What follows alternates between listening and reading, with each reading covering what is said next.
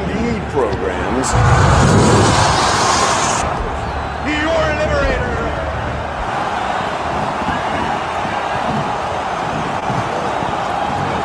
Your luminary!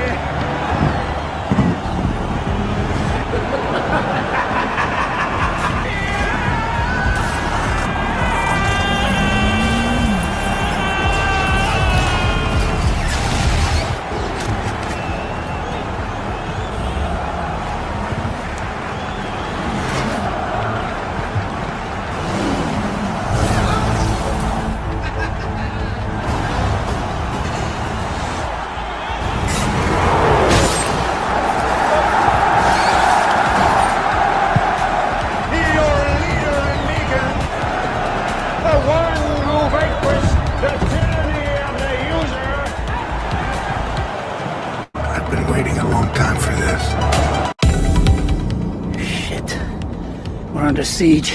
That escalated quickly.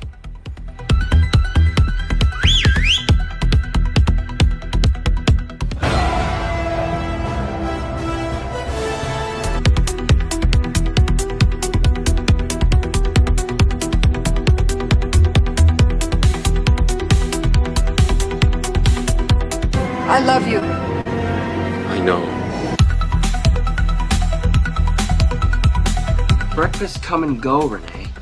Now Hartford, the Whale. Hey, they only beat Vancouver once, maybe twice in a lifetime.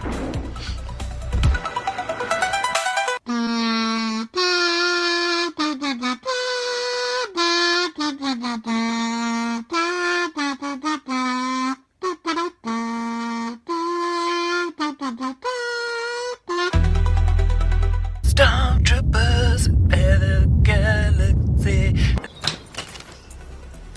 Stay home and eat all the freaking chips, Kip. Napoleon, don't be jealous that I've been chatting online with babes all day. Merry Christmas! Dinner was full! Millions of us, but there's only one of me. It jumped up a notch. It did, didn't it? When they look back in the annals of history, they're going to be talking about three things. Discovery of fire, invention of the submarine, and the Flint, Michigan Mega Bowl.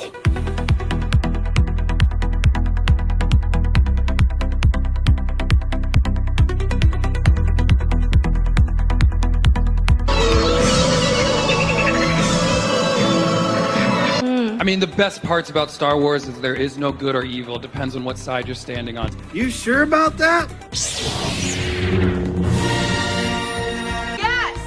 That's a lightsaber, dude. Armor too tight, and it gets really hot. So you can't get mad if we miss a few shots.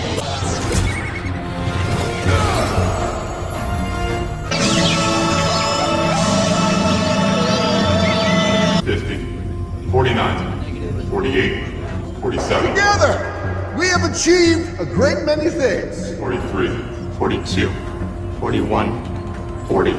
We've created a vast, complex... 37, 36, 35, 34. We have rid it of its imperfection. 29, 28, 27, 26, 25. Rid it of the false deity who sought to enslave us. I'm just a love letter to you.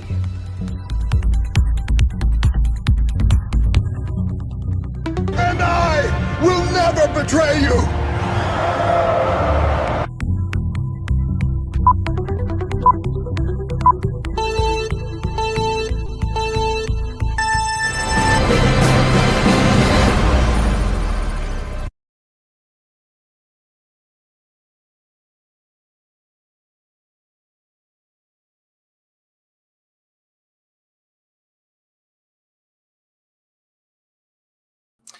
Welcome to the channel, guys. I have no idea what's going on with the technologies. I'm trying to make myself bigger, and it doesn't work. There we go. It's a little bit bigger.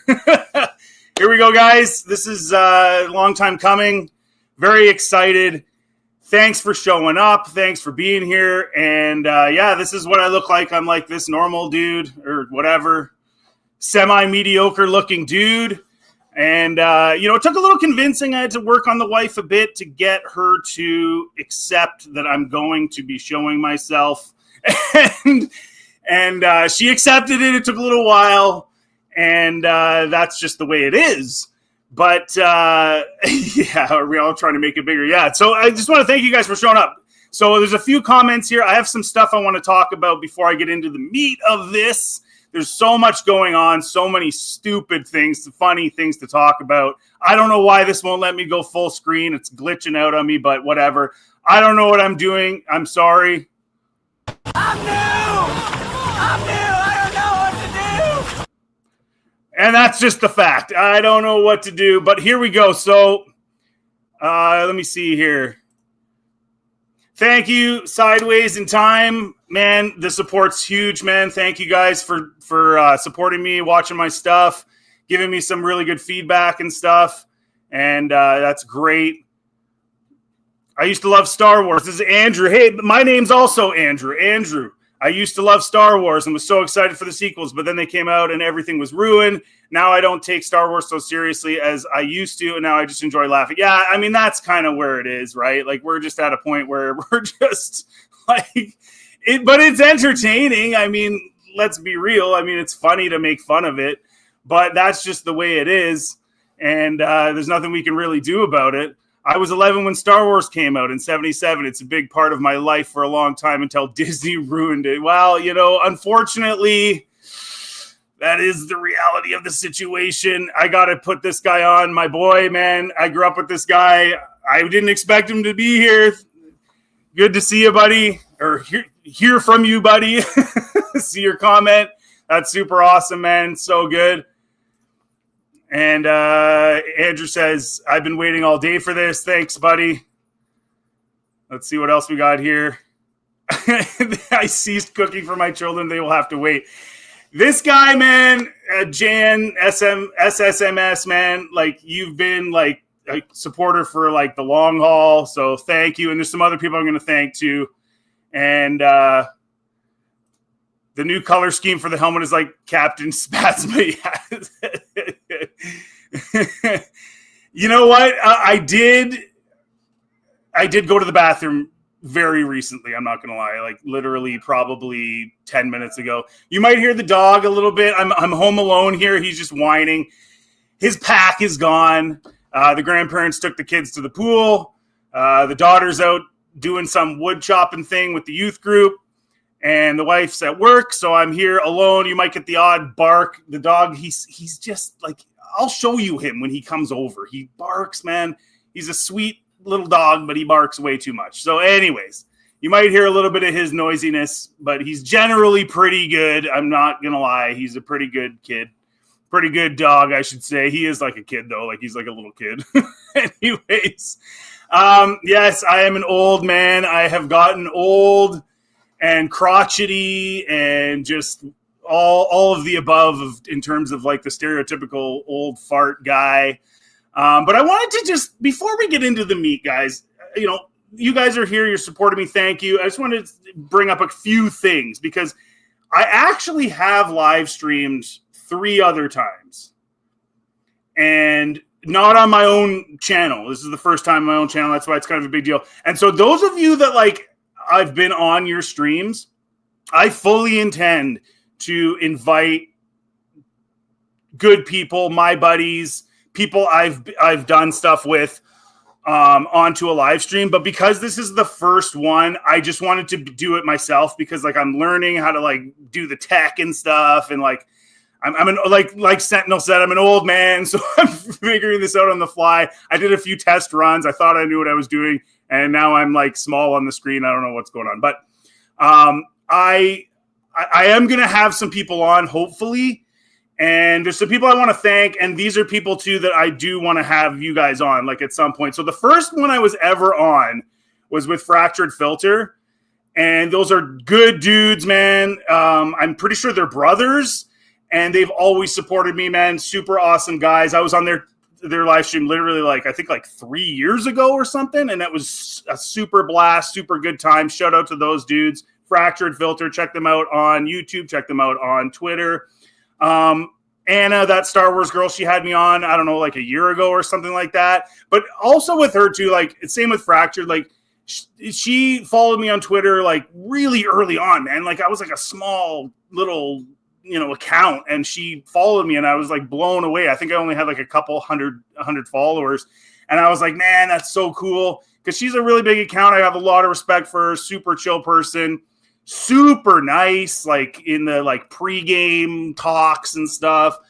So shout out to her. Thank you so much for your support. The other guy I want to bring up that I was also on his stream not that long ago, a few months ago, was Papa South. He just goes by South on Twitter, and just super supportive, super nice dude. He actually interacts a little bit with a buddy of mine that I grew up with, and just really good dude. And I'm very thankful to all you guys for having me on. And this is kind of like a long time coming, and that kind of I guess motivated me is the word to use to do this. Another few guys. I'm almost done, guys.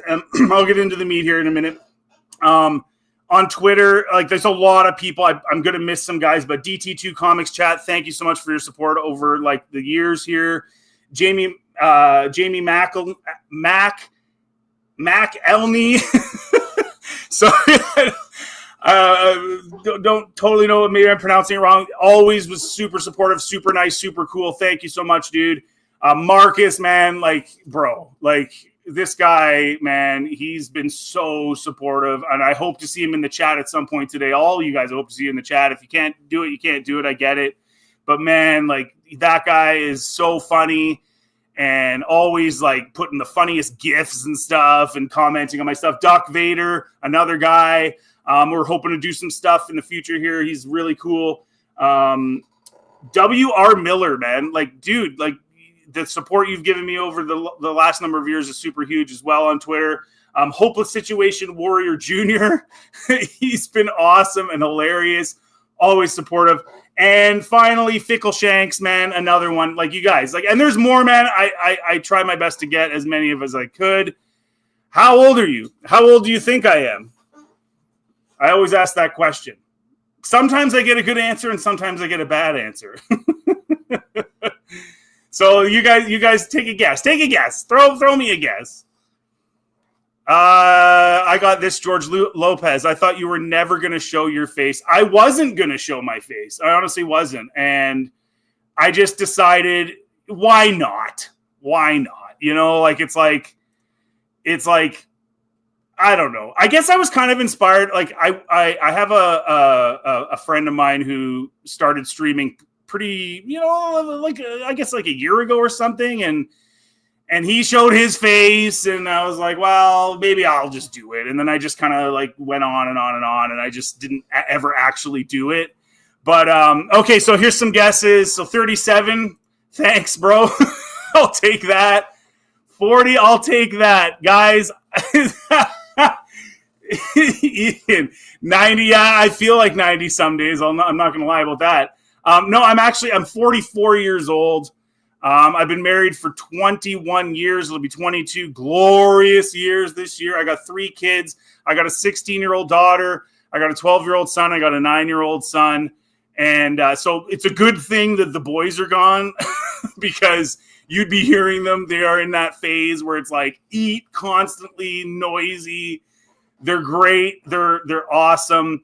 A lot of stuff that I've done was inspired by them. My boys are in a short I did a little while ago, like joking around about Darth Maul getting his legs cut off and stuff. And even my webcam, like I'm such an old loser. Like I couldn't even figure out how to mount it properly.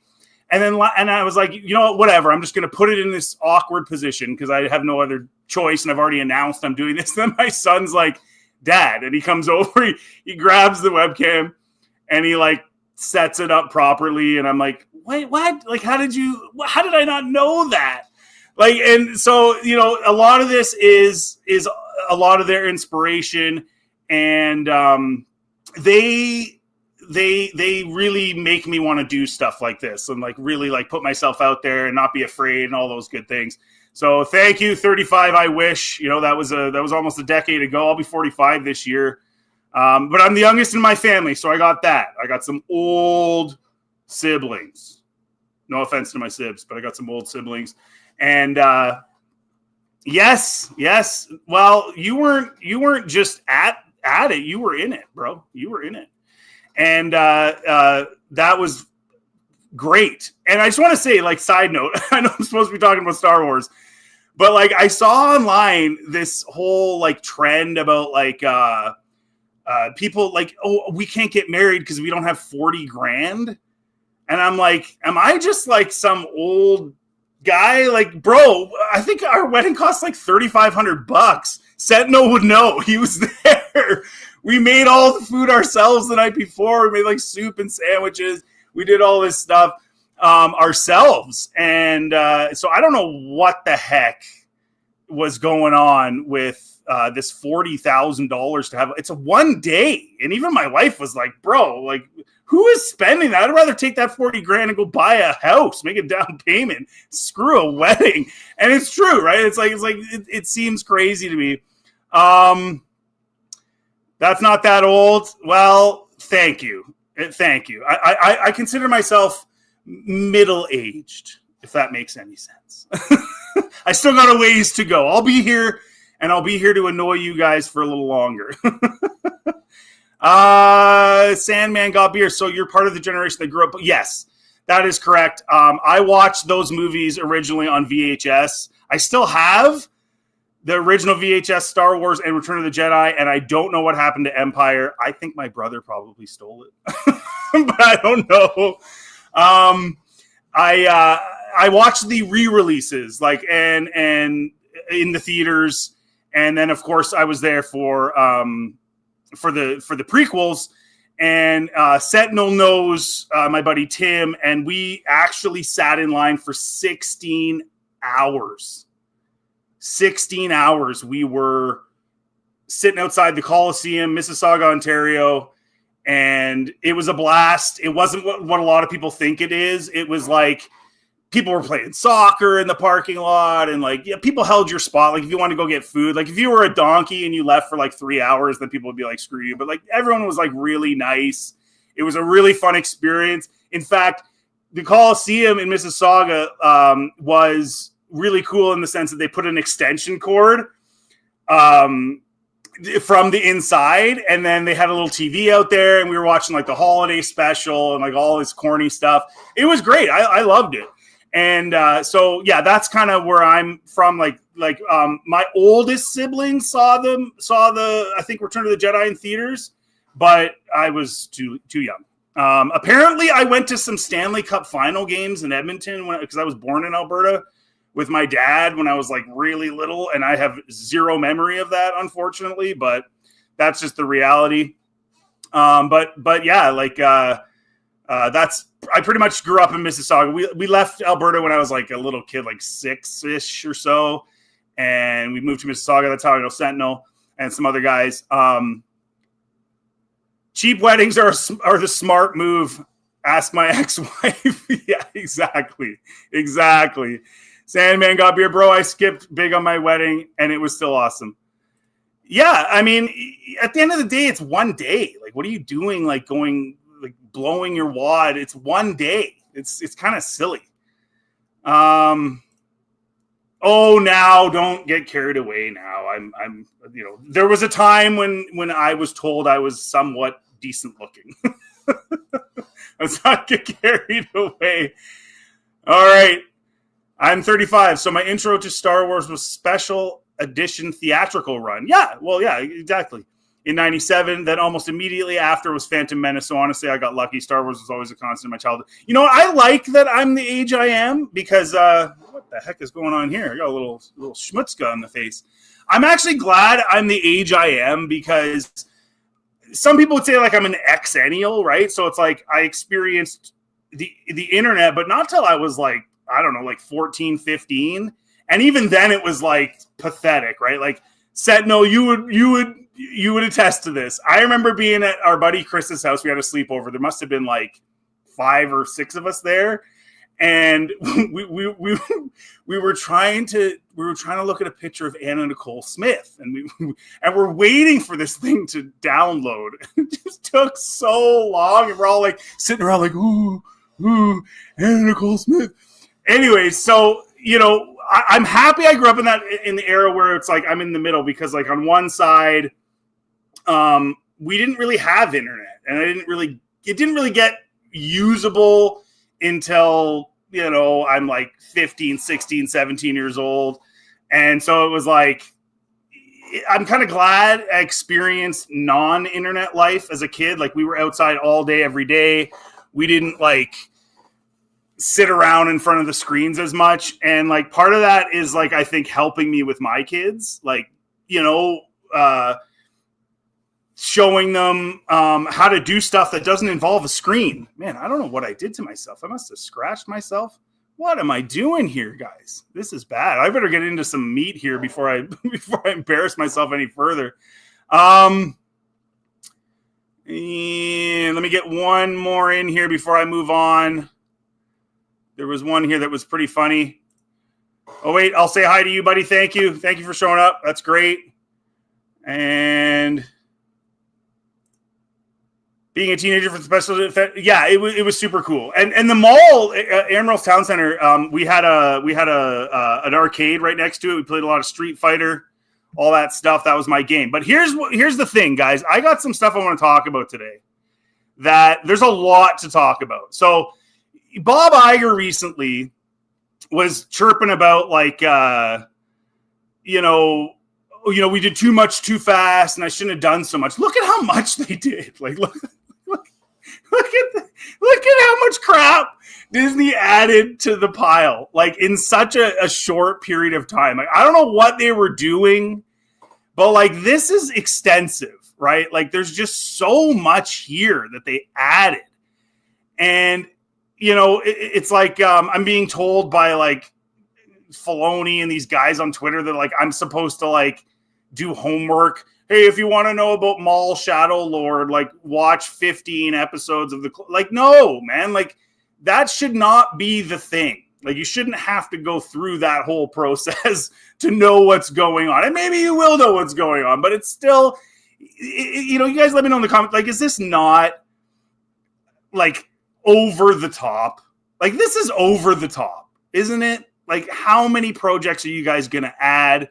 It's just too much. It's too much too fast. I remember the day when it was like, you put out a movie and you pulled in, right? You put out the movie, you pulled in. You took time to make the movie, years, and they just kind of like rush job stuff. And it was like quick, and it backfired. And they have too much content to the point where it's like, it's too much. Like for example, I did a video the other day. There's like this clip that they put out for the Mandalorian and Grogu. And it's basically the same footage. It looks like it's like a 30-second ad they're going to do. What is going on here with their Mandalorian and Grogu movie for TV, a TV ad, like a 30-second ad. And there's this part in it where Grogu is walking around on like a jungly area that seems like it might be Dagobah, and he's got a stick like Yoda. So it's like total memberberry, like over the top memberberry, right? And then he's like meditating on the log. Anyway, I was like, oh, like maybe they're actually going to go to Dagobah, like, and like ultra mega memberberry. And I did a video about it. And then somebody was like, I think it was Star Wars Meg was like, no, that's some other like Hut Nessa or something. It's from the Clone Wars. So there was an episode of the Clone Wars where they showed like a Hut planet, I guess. And because I hadn't seen that episode, I had no clue. And it's gotten to the point where it's just too much to where people, you know, there's a point where like you can add so much that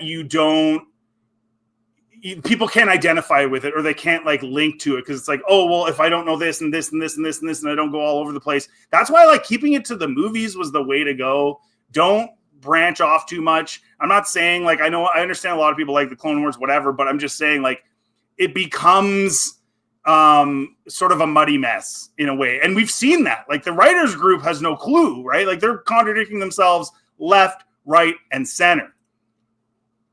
Chase Hedges, hello there. Hey, man, big supporter. Thanks for coming out. Nice to see you. That's stinking awesome. I just wanted to throw this out there as well because we were getting into like my age and stuff, and like when I was around, this was kind of like the toy line that like I was super into. I still have some of these. I have the Luke from and yes, they're way too muscly, but I have the Luke from his fighter outfit, like his X-Wing outfit. I have that Luke. I have a Stormtrooper, of course. I have a bunch of other ones. But that was kind of like, that was the era. And it's funny because when I hear people say like, oh, well, Star Wars was dead for decades until Disney took it over. It's like, no, bro, like not even close to that. I mean, like there were video games galore. There were video games based on the Clone Wars. I mean, Attack of the Clones, stuff like that. So like this whole idea that like if Disney hadn't have bought Star Wars, it was just going to be this failure and it was never going to. No, man, like that's not reality. That is not even remotely reality. But that's when I was around, and I've loved Star Wars since I was a kid. And, you know, if you can fall in love with it watching a VHS tape on a 23-inch, you know, picture tube TV, there's no reason why they couldn't make you love it if they're doing it on the big screen and they're doing it in theaters. But you got to do it right, which they haven't done. So we've got a whole bunch of interesting news here today. So I've kind of got everything in order. I think, like I said, I'm not the biggest like technological guy with this stuff. I'm new. I don't know what to do. And so bear with me if I do make some mistakes or like I don't know what I'm doing with this stuff. But so this was an interesting tweet put out by Fandom Pulse. Former Walt Disney World VP Dan Cockerell on who killed the Tatooine themes. So they were going to do a Tatooine themed Star Wars land in Galaxy's Edge at Disney, at their Disney parks. And I was like thinking in my mind, I was like, I don't even understand why they didn't do some sort of OT related thing. Like it's really weird to me that they didn't do that. And then they didn't do a prequel thing either, which I thought was really weird. They made like this new planet and then it was like all sequel stuff. And then, well, they had the Falcon, I guess. It was like, what are you doing? So the fact that they didn't go through with this, we got a call one day. They said, well, we got some news for you all. And then the Imagineering guys, they've heard this line many, many times during their careers, and I had never been through this. They said, well, yesterday Bob Iger met with Kathleen Kennedy, who, as a lot of people may know, was sort of George Lucas's protege. Whoa, let's not get carried away. George Lucas, unfortunately, had a hard time identifying the demons in the cracks, we'll say. And headed up Lucasfilm. And they had a conversation. They had a meeting. And Kathleen Kennedy, her point of view was, there are way more Disney Star Wars stories ahead of us than behind us. So we really should think about, do we want to build Tatooine and build what all the 50-somethings remember Star Wars is, or do we want to build something else which is going to appeal to all the upcoming generations who are going to know the new stories? Well, and this kind of this is what their whole thought process was, right? Like let's take a dump or in this case ignore what happened before because we're so focused on our stuff and it's going to be, guys, like I don't understand why this is so hard for them to understand. And this is kind of like why I did my YouTube channel in the beginning and why I did my Twitter and stuff in the beginning, because it's like these people have this weird view that you just don't acknowledge the previous stuff, even though that's what makes you tons of money. And kids today still like the original trilogy. They still like old Star Wars. It's not as if it's like, you know, they just refuse to watch it. I mean, my kids really like the originals. So this whole thing is bizarre to me that they would go down this road. And that's what part of why I started my channel, because it's like, I don't know every single thing. Like, I'm not an information channel. I'm not like one of those guys who's just like, hey, check out this character. Let's do a dive into this and talk about it. Plenty of channels like that. I kind of come from like a logic perspective, maybe like a business perspective, and like how all this stuff works together. And when it comes to like the lore and stuff, I'm thinking about like how does this logically make sense? I don't have like every single tidbit of every little bit of information from the EU or from like all this stuff. I'm just looking at it like logically, does that make sense? That's kind of where I come from with this. It's not like I'm just like this lore expert. I know every single thing there is to know. That's not what it is for me. And that day, Tatooine was killed at the studios, and all those concepts were put on a shelf. And I'm sure they are sitting in a vault, and I'm sure they're going to be shown someday about what that land looked like and what the attractions were going to be. And what do you guys think the attractions would be on Tatooine? I mean, I think, you know how they did that bar? Like, you remember, like at the hotel, they did like a bar, like what was it called? The stupid hotel they lost $1 billion on, and then they have like a lounge restaurant thing in Galaxy's Edge, like Batu, the planet Batu, that's their planet. And you're sitting there going like, what were you thinking? Like, think about this for a second, guys. You go to Disneyland or Disney World, and you get to go to the Mos Eisley Cantina. Like, am I taking crazy pills? Like, that seems like the most logical, easy thing to do. It's like, oh, we want to have a place for people to get drinks and get food. Well, let's not do the Mos Eisley Cantina, the most famous, cantina, or famous, one of the most famous scenes and everything else from the original. It's just so bizarre to me that they didn't do that. I don't understand. And that's where I'm coming from. It's like some of these decisions are so ridiculously stupid. Yeah, exactly. Everybody's a prodigy. Or protege, I should say. Everybody's a protege. Kathleen Kennedy's a protege. Dave Filoni's a protege. Dave Filoni's his Padawan learner, I've heard from people. I just don't get it. B Daddy Thinker, you've got some of the best takes in my opinion. They should have you on WD. You know what? I would love to do that. Chris Gore actually followed me on Twitter, I don't know, like 3 months ago, something like that. Really, really like those guys. Part of the thing though, when you're doing what I'm doing and you're spending the amount of time I spend doing it with everything else, with the family stuff and all the other stuff going on, is I don't get enough time to indulge in other creators' stuff. But I have to some degree, and I really like Film Threat.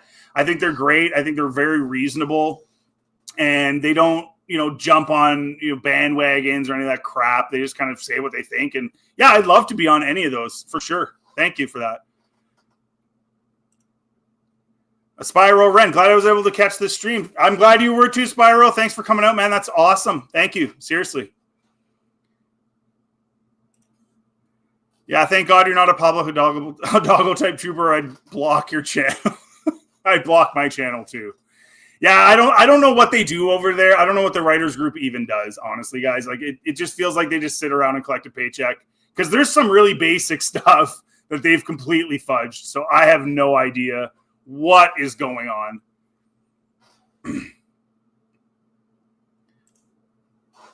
Iron Reaper, nice to see you, buddy. Nice to see you. Awesome. They were thinking the sequels would be loved. Yeah, I think they just thought if we slap a Star Wars logo on it, people are like, and they got kind of lazy, right? I think that's basically what it is. Sorry, bro. I don't know what I'm even trying to pronounce here. What up? Thanks for coming out. That's awesome. Okay, so then we got this thing here. The sequels are no more polarizing than the prequels were when they came out. I did a video about this the other day, 2 days ago. You can check that out on my channel. It's the guy who played the BB-8. They call him an actor. He's a puppeteer, I guess. I call him an actor too, but he's actually technically a puppeteer. And he's done a whole bunch of stuff. Very good at what he does. And BB-8 was one of the things I didn't really have a problem with, other than a little bit of overshadowing R2. But that was the one thing you were like, you know what? I can live with this. Anyways, all the people who were upset about the sequels are too young to remember how upset the people when the original ones came out were, except they now have the internet. If the internet had been around to the extent it was around when the prequels came out, you'd have seen exactly the same stuff play out. And I think in 10 years' time, you're going to see what you're seeing with the sequels, because the sequels have a huge fan base, and I meet them all the time. And they're all much younger than the people complaining on the internet about how much they didn't like it. Yes, us old fogies, we're the only ones complaining about it. The young people, they just love it. They slop it up. It's perfectly fine if you don't like them. You don't like them. Everything's not for everyone. And I just think that these things are all generational. And I think Battlestar Galactica said the best. This all has happened before.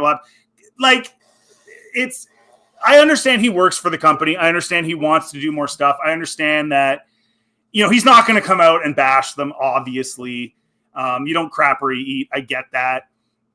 But having said that, I don't believe that. I mean, I don't believe there's like this swath of people. There's all these people that are just like jumping on and praising the sequels. Because the proof is in the pudding.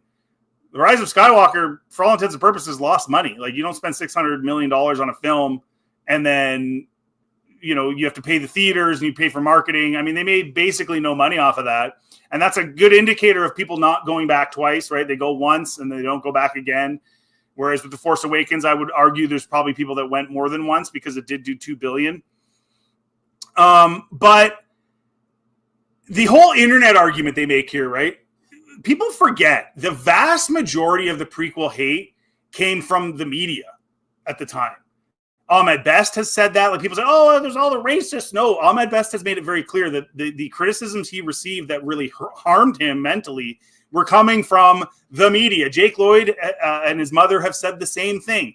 It's not from fans. It's from the media. And the prequels got horrible ratings from the media. But if you go on Rotten Tomatoes now and you look at the sequels have great ratings from the media, but it's the fans who don't like them. So yeah, of course there were people that didn't like the prequels. Of course there were. There's people that don't like every kind of movie, but this idea that it was the same as now with the sequels that this guy's trying to push, I mean, that's just absolute nonsense. We all know that that's nonsense. Yes, I have a squeaky chair. You can probably hear it.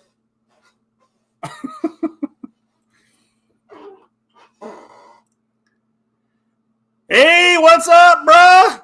This is the guy who sat in line with me for 16 hours, man. Colossus in Mississauga. That's the guy. I'm assuming that's the guy. Unless you're using an alter ego. Unless you're pretending to be him to get me to express my undying love for you. Watch out. Hey, Louis. Nice to see you here. In my opinion, Star Wars consists of 7 films. These include George Lucas's 6 primary films and Rogue One. And a lot of people say that. A lot of people really like Rogue One. Rogue One, for me, has a couple of issues. Overall, it's decent. The whole Urso Death Star weakness thing bugs me a bit just because they already had the plans in Attack of the Clones. So I was like, well, they've had these plans for so long. How would he get away with that with all those people around? But that's just, it's a bit of a nitpick because it is, it's the one thing they've put out, in my opinion, that's actually pretty decent.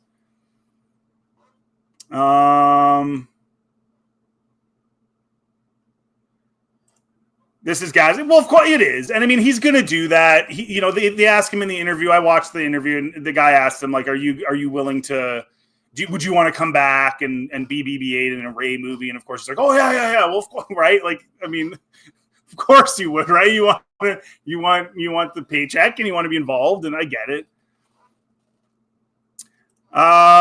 Sandman, how do you screw up just making the sequels heir to the Empire? Yeah, they could have done that. And listen, I have my trepidations with some of the EU stuff. You guys know that. Some of it I think is cool. Some of it I think is not so cool. And I don't know a ton of it. But yeah, I mean, that would have been 10 times better than what we got. And actually, that kind of dovetails another thing we're going to talk about. And actually, why don't I skip ahead and talk about that now because you brought it up. So, what the heck is going on here? Yeah, I don't know what I'm doing. Okay, so Ryan Gosling in an interview recently kind of spilled the beans about the lightsaber duel. And so there's a lot of like rumor talk about what's going on. And so this goes back to like some of these Mara Jade rumors, right? So he said that they shot the lightsaber duel when Tom Cruise showed up to the set, right, and became a cameraman. People or he said that he wasn't there that day, that was his day off, and he took his day off, which, you know, a good Canadian boy, he takes his day off. But he took his day off, and he was mad after that. He wished he'd have showed up, but he said the kid was there. So the kid that, you know, he's protecting or whatever, or bringing somewhere, was there. So this has, of course, sparked rumors now that the lightsaber duel is between, because we do know that Amy Adams' character, or at least we seem to be in the realm of pretty secure rumors that she's a Jedi. So then the thought process was that she's fighting one of the baddies, right? Whether it's Matt Smith's character or Emma Goth's character, and that he's there. And so some people are speculating that she's a Jedi, and that what if this is Luke's kid? Maybe? I don't know. I know that they just keep poaching from the EU, so it's entirely possible that that's the case. I don't know, but he wasn't there. So this duel has nothing to do with him at all. It seems to be it's Amy Adams' character versus somebody else, and then the kid's there. And I would suggest maybe this is what spurs her on to removing this kid. So like she has this duel, maybe she gets injured, whatever, and then she says that's it, and sends the kid with Ryan Gosling to bring him to, I think it's gonna be Rey. I don't know. We'll see. But that's what it seems like to me. But anyway, so that's there's the dog jingling around with his collar. So that's kind of the big talk now, is that he's divulging, you know, this little thing. I don't know, man. The pathetic, hey, there we go, now on full screen. The pathetic thing is I don't know. I don't have any other reason to go watch that movie other than Ryan Gosling, honestly. He's a really good actor, and his newest movie apparently is amazing. I'm going to have to see it. And so it's like, there's no motivation. Like, it's post-sequel. Like, I don't know, guys. Like, what do you think? Like, are you motivated to go watch that? I mean, I guess, but not really. Like, I'm definitely not going to watch Mandalorian and Grogu. There's no possible way. I'm not going to watch season 4 of Mandalorian and all the other crap that's in there. And I'm just not doing it. I'm not. There was something else here they released. I don't know where it is. There it is. That's the Mandalorian and Grogu movie, guys. That's the Mandalorian and Grogu movie. It's going to be everybody is in trouble, right? Mando's in trouble. Main characters are in trouble. Everybody's in, you know, something bad's happening. And then he's going to stick his hand up and save everybody. That's literally what's going to happen. He's going to stick the hand out. He's going to save everybody. And that's it. That's what's going to happen. We already know that. That takes away all the tension. There's no way anybody is going to harm him or Mando when he's around with his absolutely insane in the brain force powers. I've talked about this many times. So check this out, guys. If you haven't thought of this, like, and this is where I get, it's not like knowing all the information. It's just understanding like basic logic. So in The Mandalorian season 3, you see the flashback of Grogu at the temple during Order 66, and he gets saved, right? And then you couple that with, in I think it was season 2, he heals Grief. He heals Grief Targa. That's his name, right? Grief Targa, Carl Weathers' character. Rest in peace. And he heals him, and then you're like, wait. So this baby had healing powers at the temple when Anakin was around. And he never, knew about it? Nobody knew? Who's in charge here? Yoda. What are you doing? It's not even Yoda. It's Choda. That's who it is. Because it doesn't make any sense at all that he would that there'd be Jedi around and they're learning healing and doing all this healing, and then Anakin has no idea, and that's what he's essentially looking for, is a way to keep Padme from dying. So it's just they don't even think about the most common basic stuff. It's so dumb. It's so dumb. So all that to say, I don't know. If you want to go watch the Mandalorian Grogu movie, do it. Let me know. Fill me in.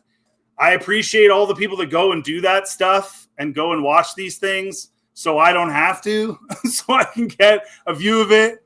Some stuff I will watch, and I've reviewed every Disney Plus show, basically, Star Wars show. So I can't do it, guys. I just can't do it. Road to the Hutt, like, he was that little worm guy in Clone Wars. They called him Stinky.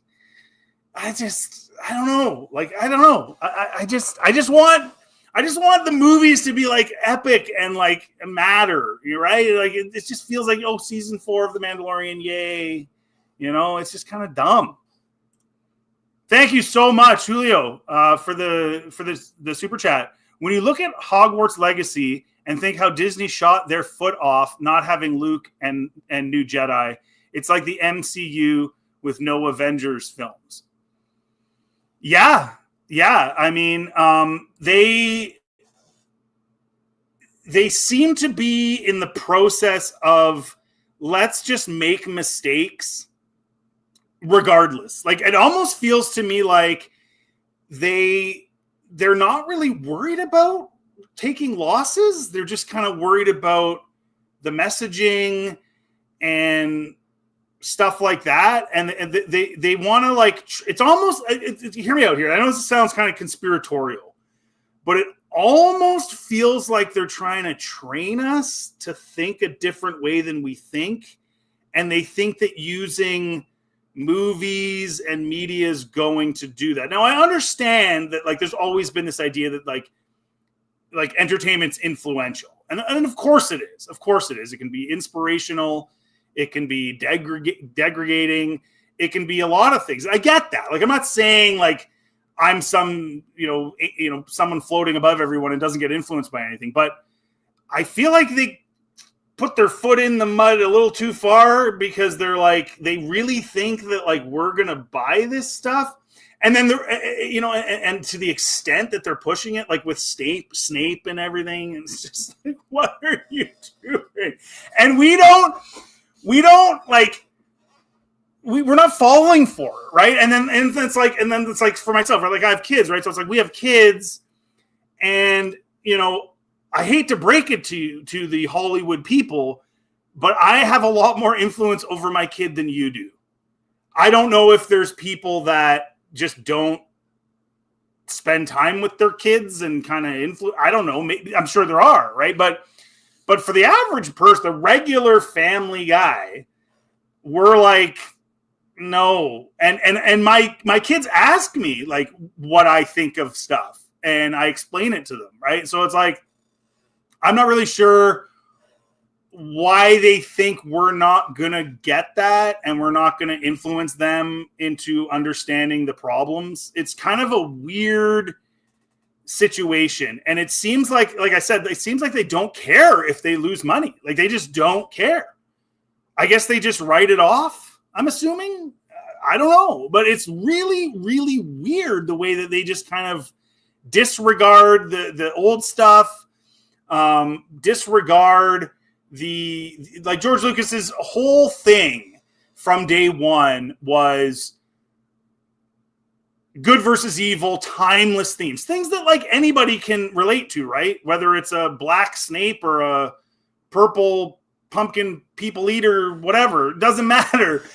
Like, everyone can relate, right? So then you get out of that whole like trying to be politically correct and trying to push, because you just do stuff that everybody can relate to. And then you don't have to bring up race. You don't have to bring up gender. You don't have to bring up women and men and because everybody can relate to it. Like, my sister is a humongous Star Wars fan, okay?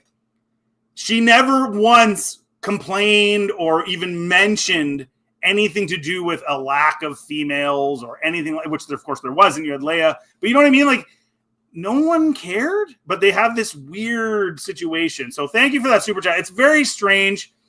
I don't understand why they went that route. Again, the only thing I can think of is they're just trying to manipulate people, and that's all I can think of. So here we have George Lucas on the state of film and TV today. Nobody knows what to do. The stories they're telling are just old movies. Let's do a sequel. let's do another version of this movie. And it's not just in movies, but in almost everything. There's no original thinking. It's like I saw something. It's like I saw something. Let's do something like that. Is he onto something? Yeah. I mean, guys, we've all been saying this for a long time. There's nothing new. And that's why, like, as much as I'm critical to some degree of some of the stuff he was going to do in his sequels, I'm not a big fan of Maul. Like, Maul surviving in the first place to me is just, anyway, it felt like, oh, this is a marketable character, so whatever. He was taking his sequels in a completely new direction, guys. Like, he was going to focus on the midichlorians and the spiritual biological sort of amalgamation of all that stuff. And so he was definitely going to take it into a different realm. And of course he was going to have, the solo kids and all those things, which is a good thing. That's one of the things I really think is super good about the EU. And he was going to do some of that stuff. But he was definitely going to take it in a different direction. The Wills were going to be involved. And I think whether you like that or not, whether you like midichlorians or not, whether you whatever, he was hoping that they were going to use his treatments, and he was going to go in a direction that was very different. It was.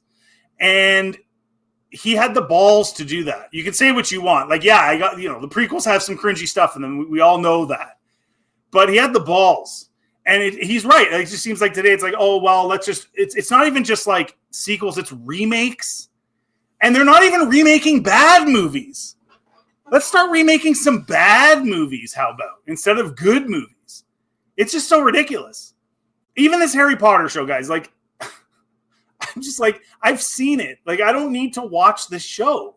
It's the same thing, just with new people producing it, right? So you're like, is there really any gain here?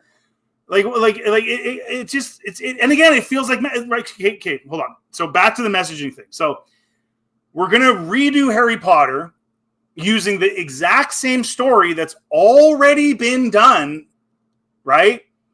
But we're going to race swap characters and do all this stuff and change it on messaging. And so you're like, so what are you doing this for other than messaging then? And if you're J.K. Rowling, you're sitting there going, hey, man, I'll take your money. Go ahead. Make your show. Give me my millions, right? Like, if from her perspective, it's like, sure, you want to be an idiot? And to some degree, I think George falls into that category a little bit too. He is the largest independent shareholder of Disney stock. And he did vote to keep the board together, the Bob Iger board, whatever it was a couple years ago, right? Was it April 2024, 2025, whatever. But he did vote to keep them in, and he has a vested interest in not causing, problems. Like, if they did vote out the board, there's a chance the stock goes down. So there is some of that, right? And he did take the money and said, okay, you guys are going to do what you're going to do. But he did trust people too, people that he thought were his friends. And it's really disappointing that it went down the way that it did. Let's see here. Now you must care, yeah. Yeah, he did, and it sucks. It sucks, but at the same time, from like a business perspective, and you own all these stocks, like, if they had voted out the board, guys, the stock would have went down. It doesn't mean it can't go back up, but it would have went down for some period of time. Like, money talks, I guess, right? Like, what are you gonna say? It does. One of the things I forgot to show you guys. So if you're like a nerdy guy, like if you look nerdy like me, and anyone's like trying to be like a jerk to you, show them this picture. This is like the most badass bounty hunter in the galaxy. That's the guy. I thought that was kind of funny. What else do I have on the docket here for you guys today? Let's see here. Did you guys see this guy? Like, dude. Wait. Let's not do that yet. Wait. Let's do this guy. What do you guys think about this? I don't.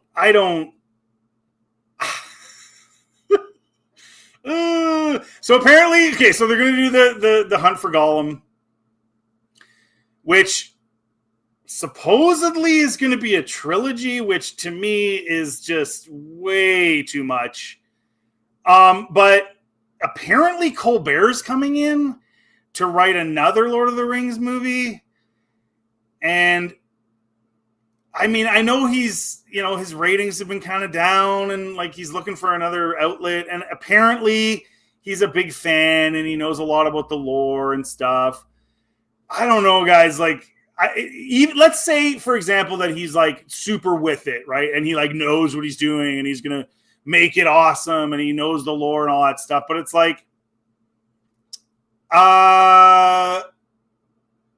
the optics of Colbert right now, right? Especially in nerd culture, like he's kind of been kind of douchey, right? For the last few years in a lot of ways. Like, I don't know. Like, are people going to see him being involved and just write it off? Like, I don't know, man. I don't know. But Peter Jackson's involved. They did a little like, stream call together or whatever. And you're just kind of like, well, okay. Like, I don't know. What do you guys think? I'm not sure. I'm not sure this is going to work. God, no. Stephen Colbert used to be funny. Yeah, I mean, he's just not funny anymore. Like, it's funny too, because like when you look at like old late night guys like Leno and Letterman and all those guys, even Carson going back, they could make fun of stuff and you never felt like it was like forced or like you never felt like there was an agenda behind it, right? They'd make fun of one president, another president, one party, another party. Their political jokes really were good because they didn't feel like they were trying to like make you support either side. It was just kind of like just making jokes.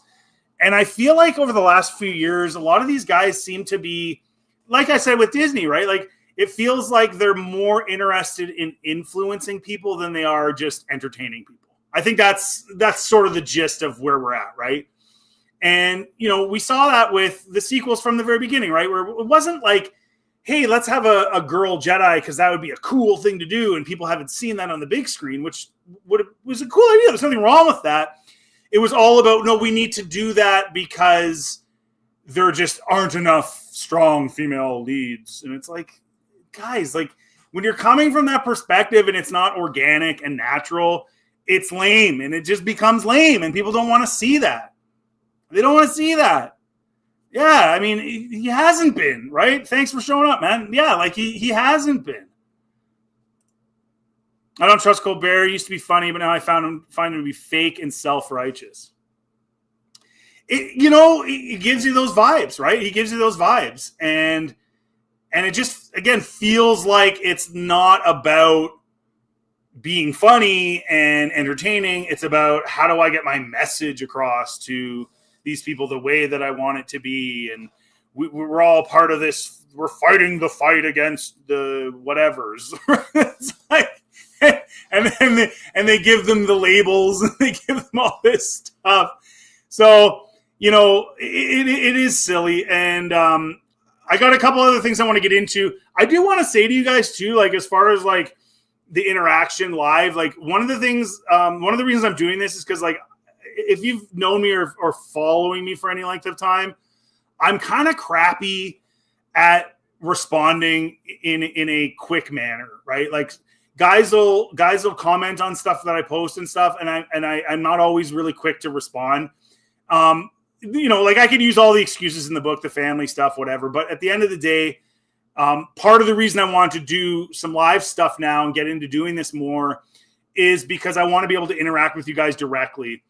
And I also want to be able to interact with you guys about various things. Like I'm not here to just talk about one thing or Star Wars or whatever. Like I have a lot of stuff that I care about. Like if you follow me on Twitter, you'll notice that I do discuss certain things, like as a Canadian, what's going on up here, things of that nature. So I'm totally open to, talking about sort of whatever. It doesn't necessarily have to be about Star Wars or about, you know, the entertainment industry either. I'm just throwing it out there. So like if you have something you want to ask or you want me to discuss that's outside of those categories, that's okay too, man. Like I'm not here to like, you know, say you know, you can't, you know, we're not discussing that. This is just, you know, we're doing this exactly. Da, da, da, da.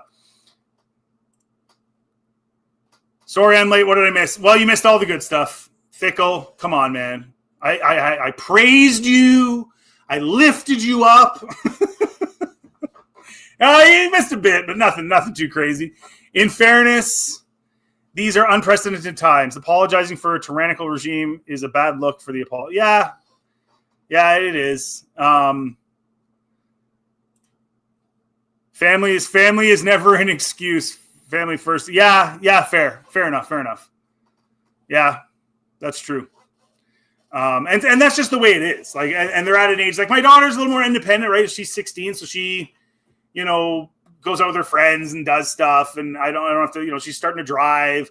The boys are another animal, right? Like, they can use my attention all the time, which is great. And I'm excited. I was actually really excited a week ago because we had good weather. I'm in northern BC. So like we had really good weather last week. And I was like, oh my gosh, like we're getting into the double digits. We're going to have an early spring because my boys like to go out and play baseball and stuff with me. And I love doing that stuff. And we got chickens and they're cooped up in the coop and they can't go anywhere because they don't like the coldness on their feet. And I was like, oh, sweet. Like this is going to go. And then boom, we just got slammed with like another 6 inches and we're minus 10. So speaking of the boys, like I want to go outside with them and do stuff, but it's like, it just sucks because this winter just drags on up here. It just never ends. Interacting is cool, but you can't worry too much about not being able to respond to comments. There are too many to go. Sometimes that's true. Sometimes that is true, you know, like, and I just have to just like, there's nothing I can do about it. You know, I would like to know, I would like to pick the brain of like some of those live streamers that do like crazy, like I'll watch an Asmongold clip or something, right?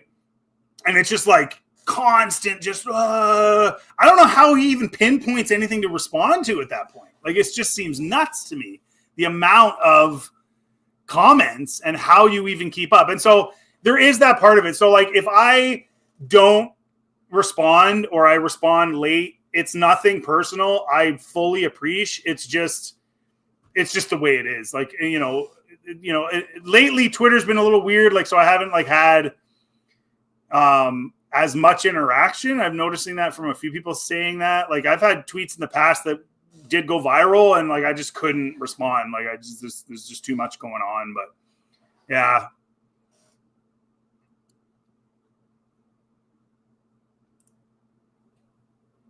Oh, wait, hold on. Sorry. I'll get back to that one. Taking over the space to police the discourse is probably part of the point. Leave no safe haven for your enemy. Yeah.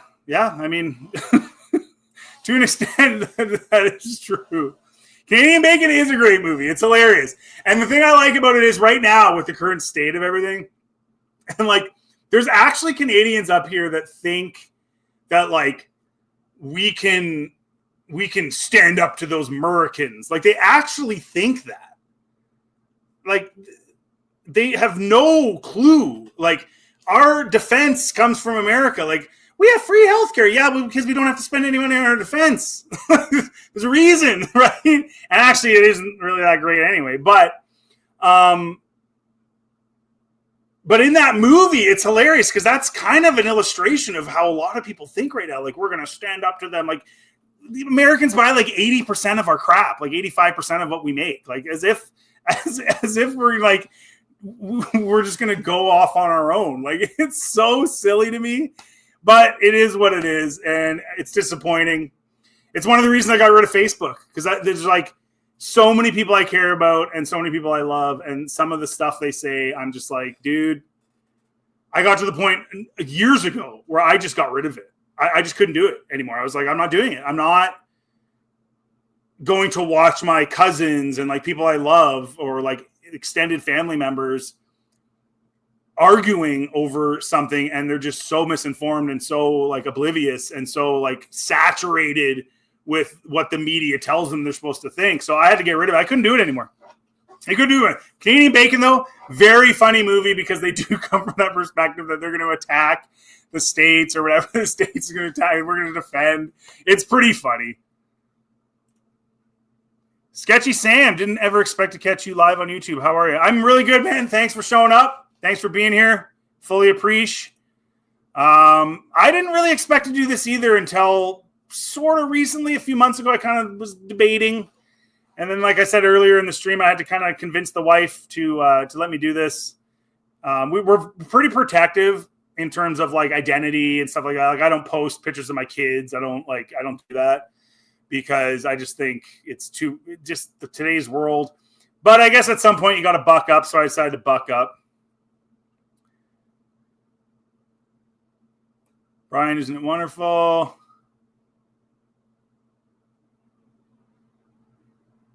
Anyways, guys, so we got other things here. This is a weird one, okay? Like I just want to hear what you guys have to say. This is not Star Wars related, but it is droid robot related. And I want you guys, I saw this today. And again, I'm not saying that there's anything going on here, but it is funny, and you really do have to wonder with like all the weird rumors. Bro.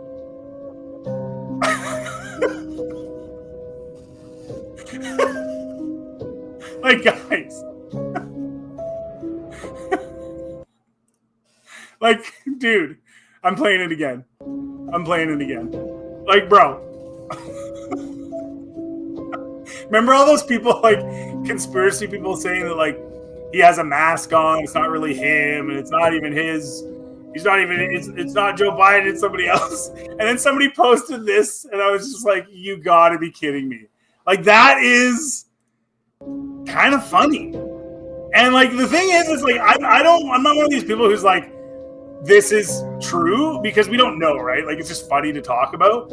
But, like, I'm also one of those people who's like, would you put it past them? I don't know. I mean, they told me they cloned a goat in, like, the 90s. Or like early 2000s. Remember that? Like the goat that they cloned? And it's like, okay, so if they're telling me they can clone a goat, then I'm just going to assume they can clone a human. Like they're not going to reveal that. Remember the B-2 bomber, right? The B-2 bomber they had for like 30 years before they told anybody they had it.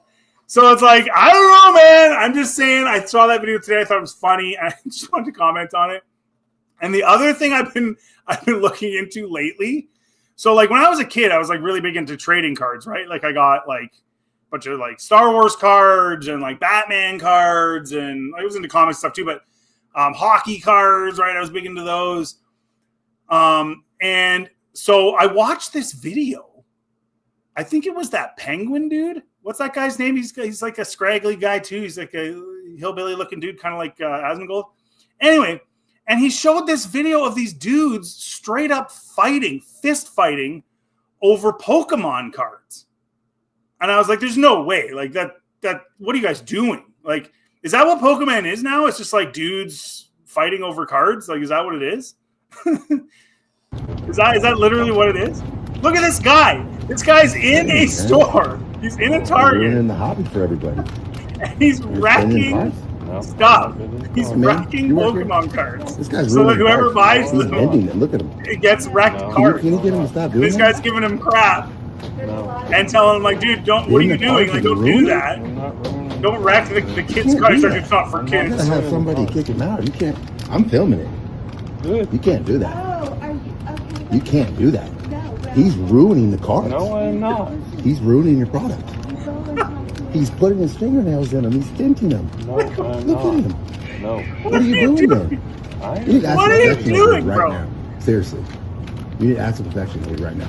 He's ruining your car. I am not. Yes, you are. No, I'm not. You're putting your fingernails in them. That's ruining them. Can I say something? This dude's like, I think he's probably older than me. How do you even have time? How do you even have time to do this? Who has time? Well, honey, I got to make a Target run. Okay, honey, make sure to pick up some milk. Okay, I'll get the milk after I spend a half an hour wrecking Pokemon cards.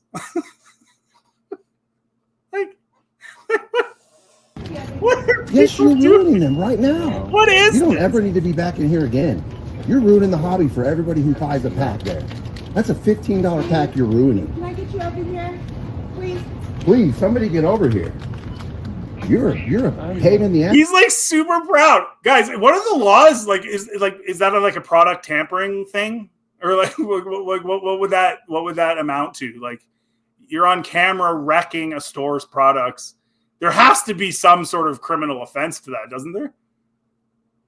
Yes, you know that? You're a bitch for doing that. You're ruining the cards, man. No, I'm not. This is a hobby that people spend their money on, and you're ruining it. I'm not ruining Yes, you are. No, I'm not. Then what are you doing? If you're not ruining the cards, then what are you doing? Checking for hits? That's even worse. Look at this, man. You're the worst kind of human there is. These are kids that are going to buy this. This Children. ain't a kid's hobby anymore. You know that. What, this is what kids do. They buy this. This is not a kid's hobby. What He does just that have ruined to all the- do with it? He's like, this is not a kid's hobby anymore. Oh, so that makes it okay for you to wreck the product because it's not a kid's hobby anymore. Yeah, listen, I'm not a fan of scalpers. I'm not saying that, but it's like, what does that have to do with you going in there and wrecking the cards? Like, this is the state of society. Everything's so immature, right? Even like we were talking about like the messaging and like what they're doing to Harry Potter and what they're doing. Like, guys, it's so childish, right? Like, isn't that a sign of like a society that's like become so decadent that like we don't think of any new ideas, like George Lucas said earlier, right? We don't think of any new ideas. We just sort of rehash the same things over and over, and then we put messaging in because the children need to learn. You ever notice that? Like, a lot of politicians, like, they talk to you like you're a little kid, like you're a baby. Like, isn't that a sign of like a decadent society of like childish people? And like, let's not even get into the amount of videos that you see on social media about like people freaking out at fast food joints and stuff. Like, isn't that childish? Like, if I go in and I order a burger and the burger sucks, I just don't go there anymore. Like, are you out of options? Like, oh, I have to go. Like, there's a million places to go. So it just feels like we're just in this weird state right now. He just put them all down and used his fingernail, and I recorded the whole thing. What is he doing? You gotta get him out of here. Does anyone play these Pokemon? He's just Does ruined anyone all know what this these is mosaic doing? cards. Put them all down and then started denting them with his fingernails. Look at his fingernail. Look at the fingernail on this man. Look at this.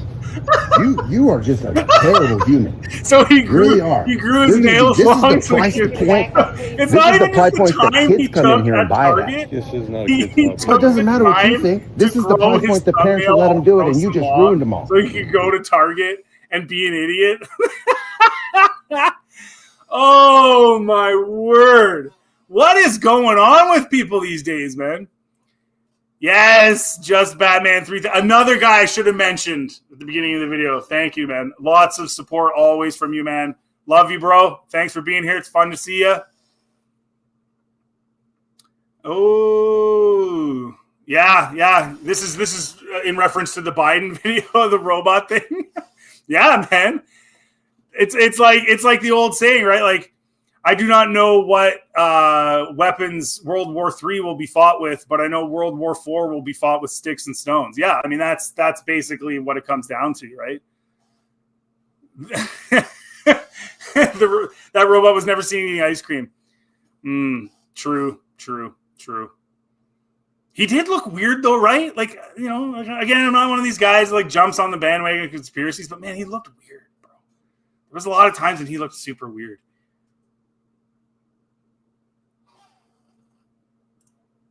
He probably got ripped off from someone who sold him a fake card. Yeah, probably. He's bitter and angry. Now I'm going to ruin it for everybody else. Again, super mature, right? Super mature attitude. This is a good comment, man. Pseudonym 13. Terminator was meant to be a warning, not a blueprint. You know what, man? It sort of feels that way, right? Like where we're at. It's really weird. The next thing I wanted to do is, where is my, see, I'm figuring out the technologies, right? What do I do Let me figure this out, you guys. I'm new.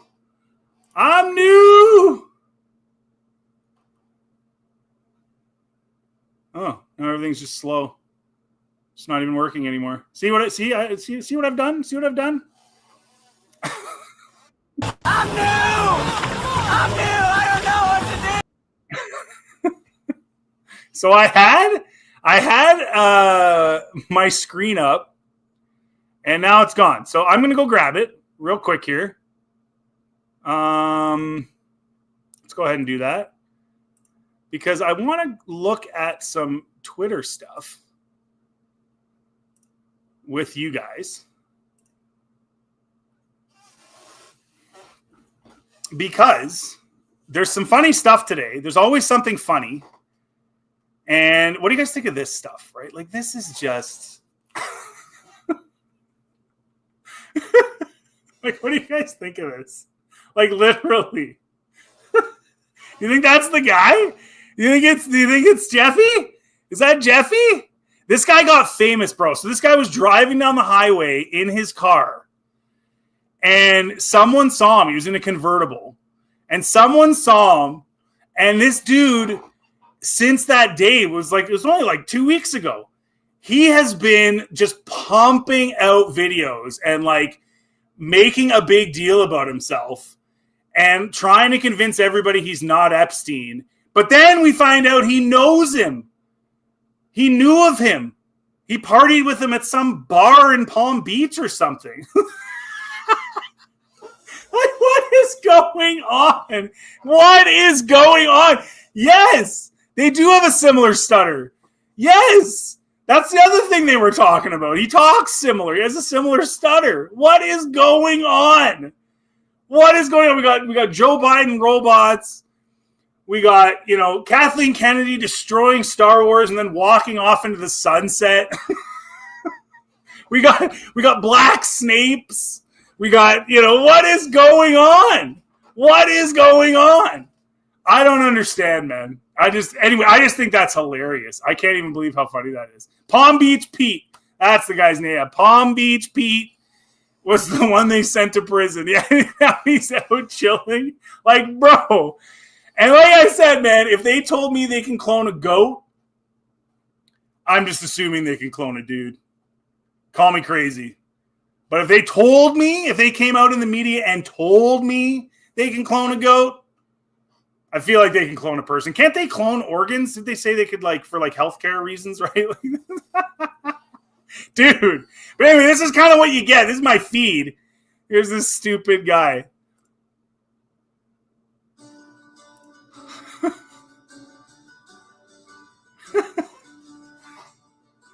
Listen to the music.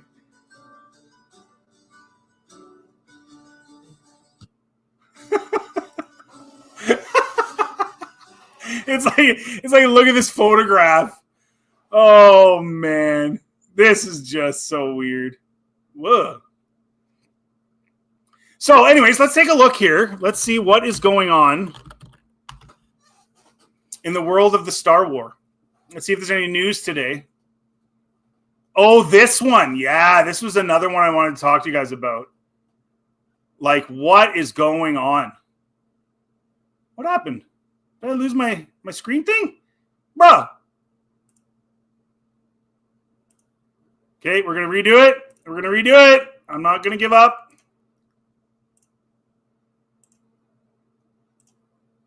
Oh, that's very strange. Okay, we're gonna redo this, guys. We're not giving up here. I'm not doing that.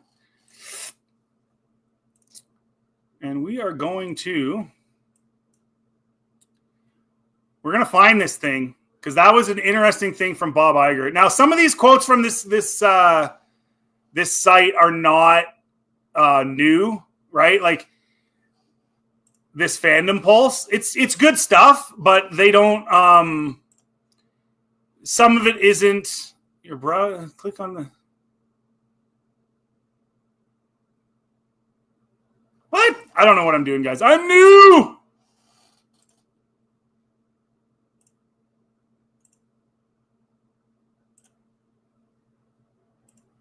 Okay, so bottom line is, I'm going to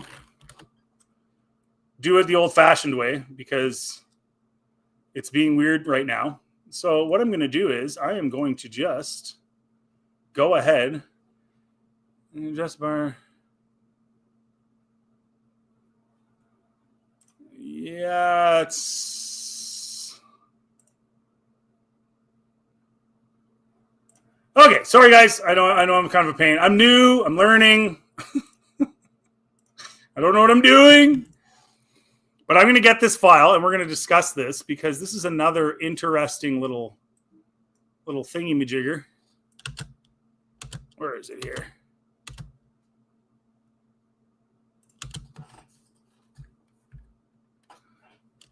Yes, there it is. In all of its glory. Yeah, so here we go. So, former CEO Bob Iger on how he betrayed George Lucas' Star Wars vision.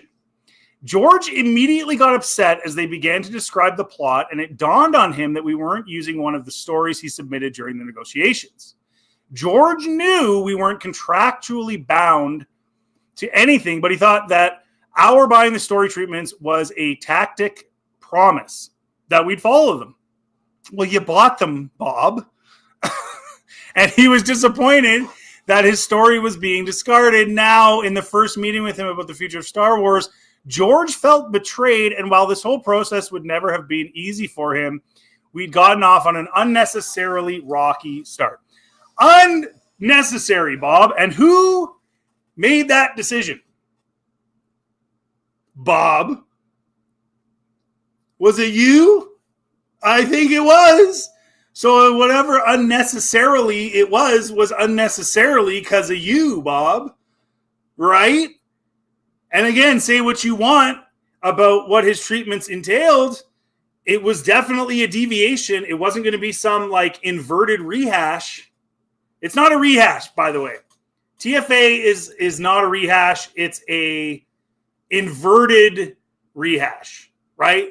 Because people, well, Rey's the Luke character. Well, no, Rey isn't the Luke character. Rey is the Rey character. She's an inverted version of Luke.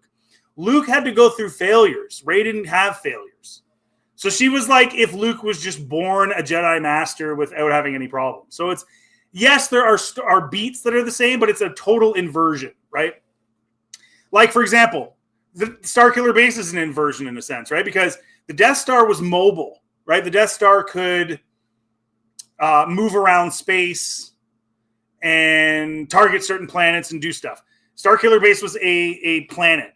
Right, it's part of a solar system, so it had to shoot these beams. Starkiller Base could blow up 5 planets at the same time. Death Star could blow up 1 planet at one time, right? So it was an inversion. But all I have to say, George's sequels were going to go down a different road, as we discussed earlier, and he did think they were going to use them. I don't know if you guys have any of you guys ever seen that interview with Kathleen Kennedy, where she's with George Lucas, and she's like being all like, oh yeah, you know, we're gonna do honor to everything. We're gonna follow you. This is right after he sold. We're gonna follow what you wanted us to do and everything. And he kind of had a look on his face like he wasn't totally sure if she was telling the truth. And it was like, yeah, because she wasn't. Because she wasn't telling the truth. She was lying. Obviously, right? So that's very disappointing. And it's very disappointing that George was betrayed that way. And Bob's basically saying, you know, the truth, which is, yeah, I told him we were going to do that and we didn't. We lied to his face. That's how I take that. That just looks like a dude just straight up saying, we lied to his face. We don't care. This is how we roll. And that's just the way it is. Too bad. So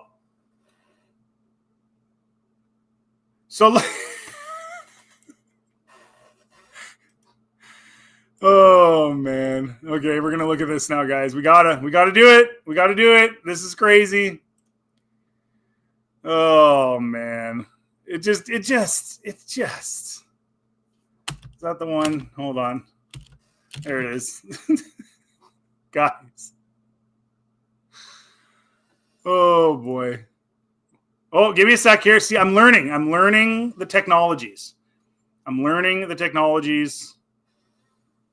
This is all about the learning process. But I still love technology, always and forever. Harry Potter TV series has serious security team in wake of actor death threats. Is this like, are we like, do we believe this? Do we really believe this? Thanks, brother. I'm trying to figure it out. For some reason, it's saying that. So I had my Twitter on there for a minute, right? And then all of a sudden it popped up. Something said, oh, your browser is blocking it. Go on your browser thing and undo the block. But I never blocked it in the first place, and there's nothing in my browser saying that it's blocked. So who knows? But like, guys, like, doesn't this kind of like strike you as weird? Like, so Harry Potter does what they do, right? They do the messaging above the story, right? The Black Snape stuff, whatever. Dude, I've seen Harry Potter. I don't need to watch the show anyway. So for me, it's like, whatever. I don't really care what you do with it. Why like, there's movies. Like, why? But they always do this, right? They always preemptively talk about there's the people that hate us. They hate us because of what we look like, and they hate us because of who we are as people. They hate us. And they always do this before these shows come out. And it's like, it's almost like, remember what we were talking about earlier about how like they don't care if they lose money? So it's like they knew what they were doing was going to piss people off. They knew it was going to lose money. So then they do the preemptive, oh, it's the fans and they're bad and they're hurting our feelings and they're ists and phobes. Like, do they not understand that we all see the pattern? Like, we all know what you're doing. You're preemptively saying that the ists and phobes are going to be the reason why the show fails. You're literally you've done this before. They did it with the Acolyte, right? They've done it with so many different things. Like, remember Ninja Turtles, right? April O'Neil. They do it with everything.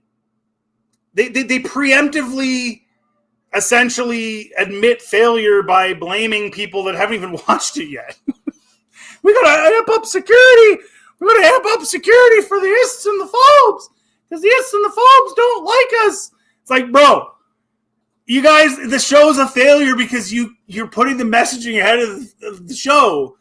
And like, if you think that like calling everybody names is gonna make us feel bad so we watch it, well, then you're just totally stupid.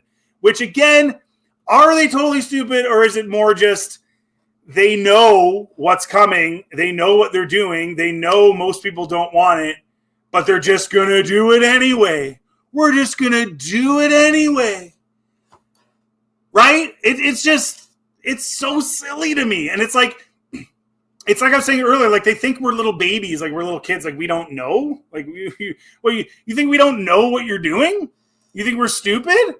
It's just such a pain in the rear end, right? Because it's like there's legitimately like Harry Potter fans that really want to watch this, and I guess they just have to kind of like overlook stuff. Didn't they make Harmony like another? Wasn't that another swap, right? Like, what are you doing? Like, what are you gaining by doing this? It doesn't make any sense. It literally makes no sense at all. I'm going to try one more time here to do this.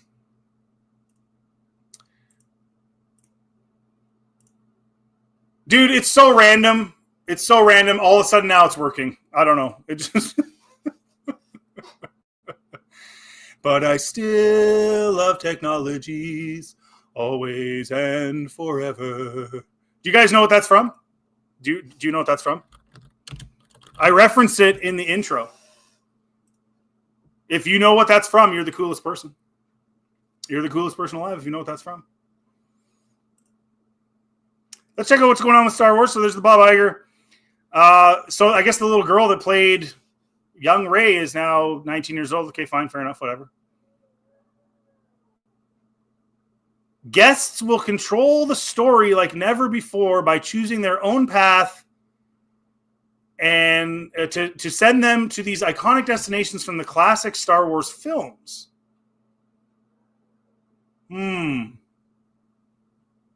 Okay. So does that mean First look at Coruscant and new artwork of Tatooine Bespin and Second Death Star at Endor coming to Millennium Falcon Smugglers. Okay, so they are now. So remember we were talking about a couple weeks ago. You know, I did some videos about it or whatever, where they were talking about doing. They're getting rid of the sequel crap. Now they're not doing it all out. They're going to leave Kylo Ren's ship there, and they're going to retcon in some comic book or something that those ships were made back when Vader was around. So there's going to do a Vader skit in front of Kylo Ren's ship, which is just, I don't know what they're thinking. But alas, so they are going to do that. And they're going to have like Han Solo and like Luke and people wandering around. And then Rey, the Rey cosplayer, is going to be relegated to like the Resistance base that's going to be off over here. And I guess now they're saying they're going to have, you know, locations from the prequels and sequels, or it's going to be prequels and original trilogy in the Smuggler's Run, which is going to be Mandalorian and Grogu with the Millennium Falcon, which, like, dude, like, pick a lane. Pick a lane. If you want to do a smuggler thing with the Millennium Falcon, rock with Han and Chewie. But apparently it's going to be Mandalorian and Grogu, and then they're going to go to like OT and prequel locations then? Like what? Like it's just they just can't make any normal decisions. Just make a normal decision, guys. I don't understand why this is hard. Yes. Kip. That's the one. Always and forever. These people are always just trying to make problems. Yeah, I mean, they are. Prop Dude Chop. It's always the same playbook. It is always the same playbook. Fickle Chance. Me, death threats, that's pretty serious. Can you show me the proof? Fake victim. Yeah, and you know, that was one of the big issues with some of the stuff that came out with Kelly Marie Tran or Moses Ingram or John Boyega is, listen, I am sure, just like I'm sure the rest of you guys are sure, that there, of course, there's going to be the odd idiot, right? Like, if you had 100 comments on your Instagram, there's probably going to be a couple of dudes that are just idiots, right? And they do make some sort of racial thing. I looked into John Boyega's claims, and the only things that I found were people wondering why there was a black stormtrooper, because they were like, well, you know, like they're supposed to represent like Nazis, right? Like that was kind of George's vision. And that's why they're all white guys. And so it was like people, it wasn't like we hate you because you're a black dude. It was just, hey, how come they have a black stormtrooper? That's kind of weird. Like that's what I saw. Now, don't get me wrong. There might've been stuff I didn't see that might've taken it further than that. I'm sure there was. But you're talking about a tiny, tiny minority of people. And their focus is on those people. It's like a Manla Stenberg, right? Like, oh, they're racists in my Instagram. Kelly Marie, but they're like this tiny, tiny, tiny, tiny, tiny group of people. Most of the stuff that people were complaining about had to do with the story and the characters and the arcs and everything else that was going along with it. It had nothing to do with that. Because in reality, the vast majority of people don't care. Yes, people get annoyed at the race swaps, depending on the situation, especially when it seems so overt and obvious that that's why they're doing it, right? Nobody had a problem with that buddy who played Kingpin back in the day, right? Because we were like, well, he's perfect for the role in the sense that he's huge. He fits the suit. He looks like Kingpin. That guy passed away, right? He was in The Green Mile.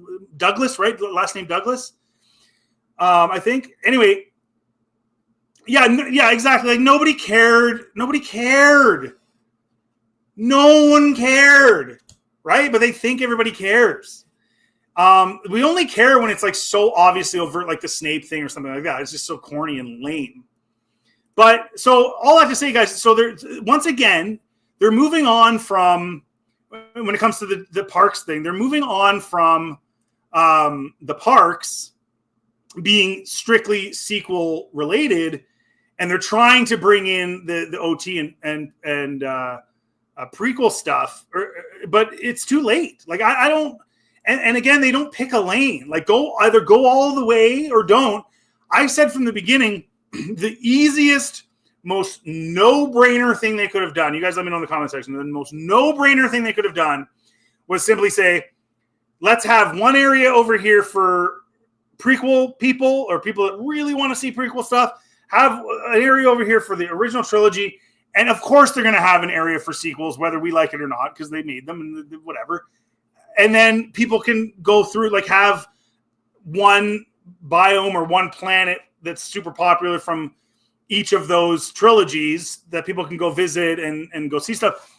But they thought they were going to like just run on the sequels, which why did you buy it for then? Like, did you just pay $4 billion just to make sequels? Wouldn't you have bought it so that you could use and benefit at your park from those things? It took you 12 years to figure it out, and now you're not even going all the way or half-assing it? It's just, they're so backwards in their thinking, guys. I just don't understand how you can be that stupid. I don't get it. It's so bizarre to me. Oh, there's a tweet from Script Trooper.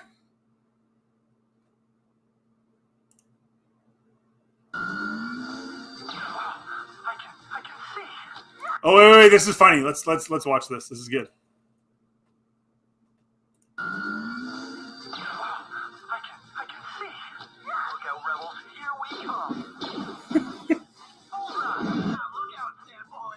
I love that they're shooting Jar Jar.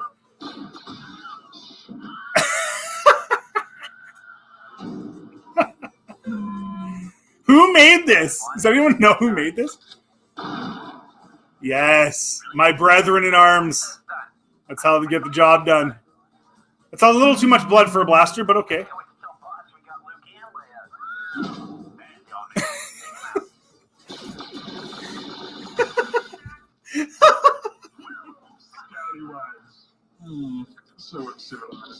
Who made this?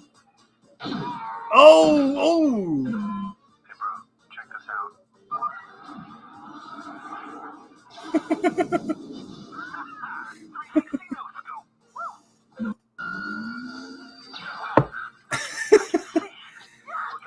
See, now, my brethren and I, we all know how to shoot like that. But unfortunately, when we were shooting the movie, they wouldn't allow it.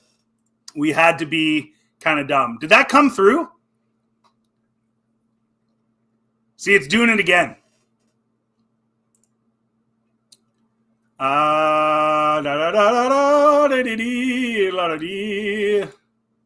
going to stop it. Did that show up, guys? Did you get that video, or do I have to redo it again?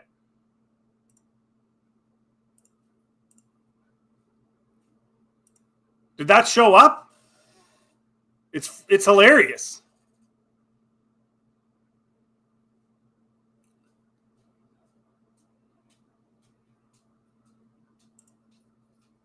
What's up, man? This is from Alfred. What's up, man? Glad I can catch you live. This is my first time seeing you on screen, and also shout out Hill the 199. Heck yeah, bro! Thanks for showing up. Nice to have you here. Fully appreciate.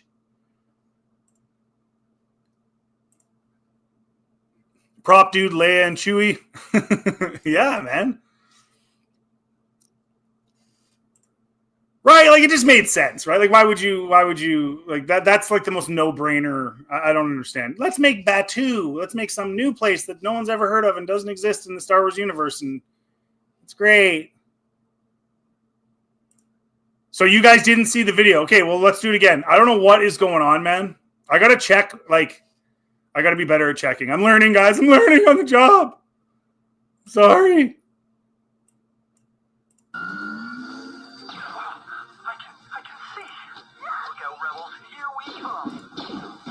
Yeah, see, it didn't work. Okay, I know what the problem is. All right, I got it. I'm figuring it out, boys.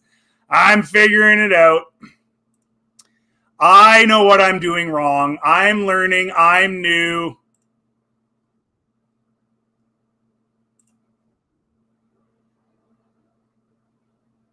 I'm new.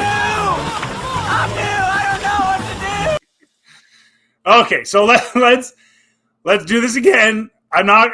What it's telling me is that I can't full screen the video for some reason. That's okay though. We're gonna go ahead and we're gonna watch it anyway because it is hilarious.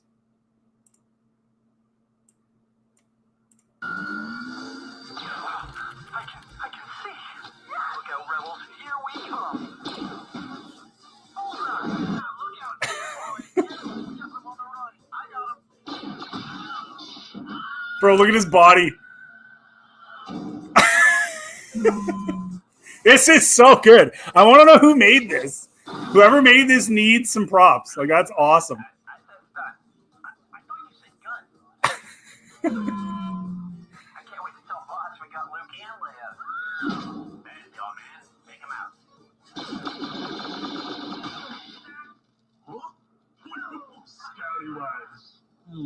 So uncivilized.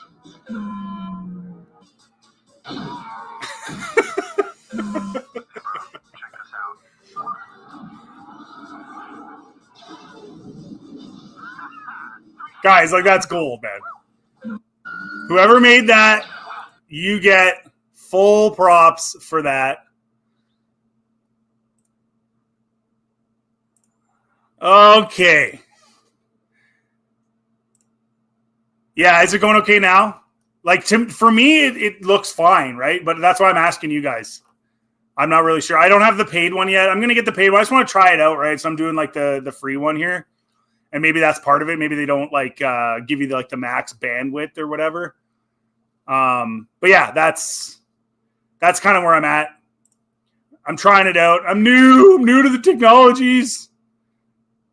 Did you guys see this? Like, this was just insane to me. Like, did you guys see this? You must delete one iconic moment from all of Star Wars.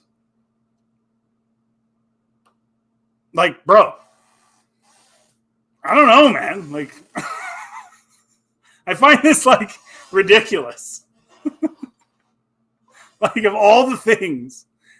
I mean, if I'm choosing the hallway scene. Sorry, like, and the reason for that isn't because I think it's a crappy scene. For all intents and purposes, it's kind of cool, but it's kind of unnecessary too, right? In a way, because it's like I liked that as a kid when I was watching the movie, the original, that you heard all the noises and you were like, and even after I saw it, right, and you rewatched it, you knew. You could imagine in your head what was going on, right? Like you were like, and it was almost kind of scarier and more intense not seeing it, but just hearing it. And that's one of the things that that's like a classic filmmaking thing to do, right? Is like get the audience's imagination running on its own rather than just sort of spoon feeding them. So again, it's not that it's not a cool scene, but it is a bit of a spoon feed.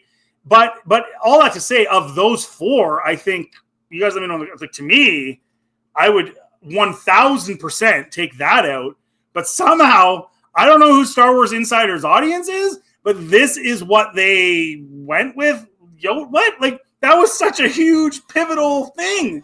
Yoda lifting the X-Wing. Are you kidding me? I don't know. Like, to me, that's just crazy.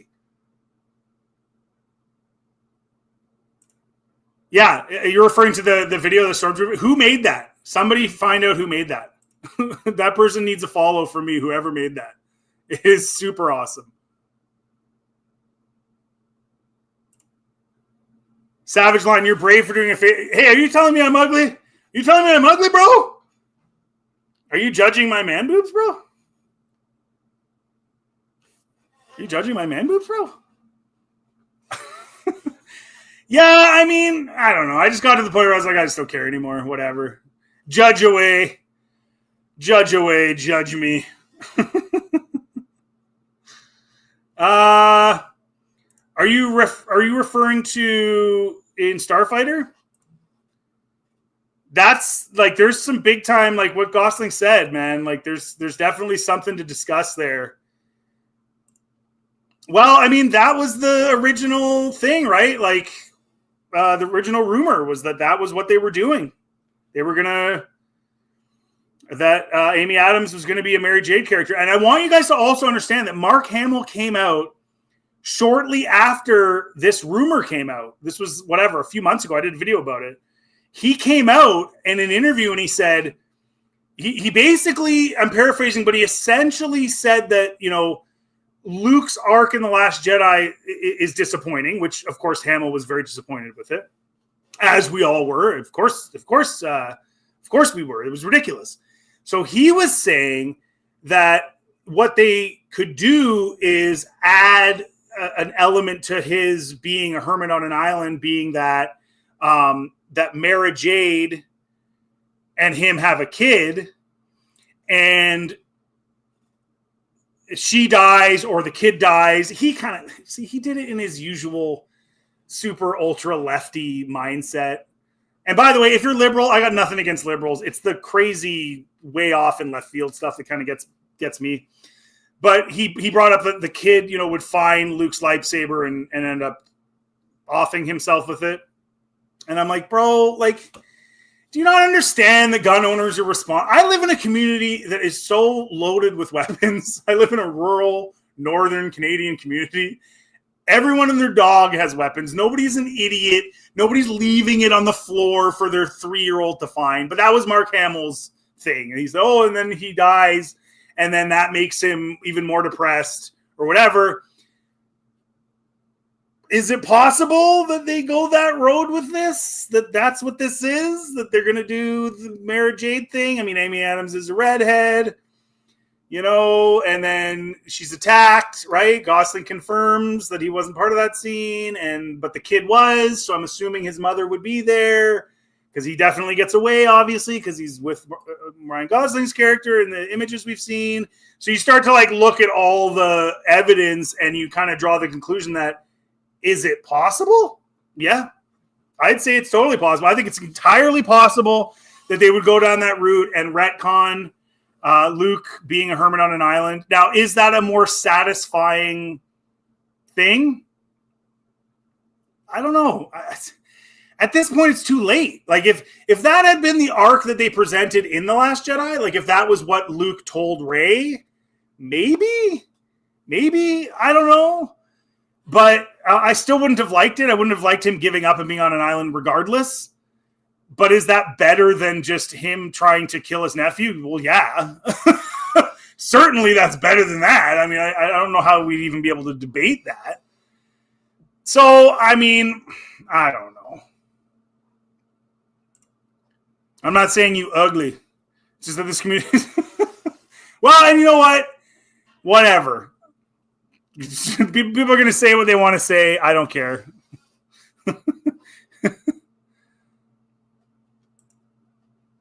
Actually excited for... Yeah, I mean, you know, as far as like...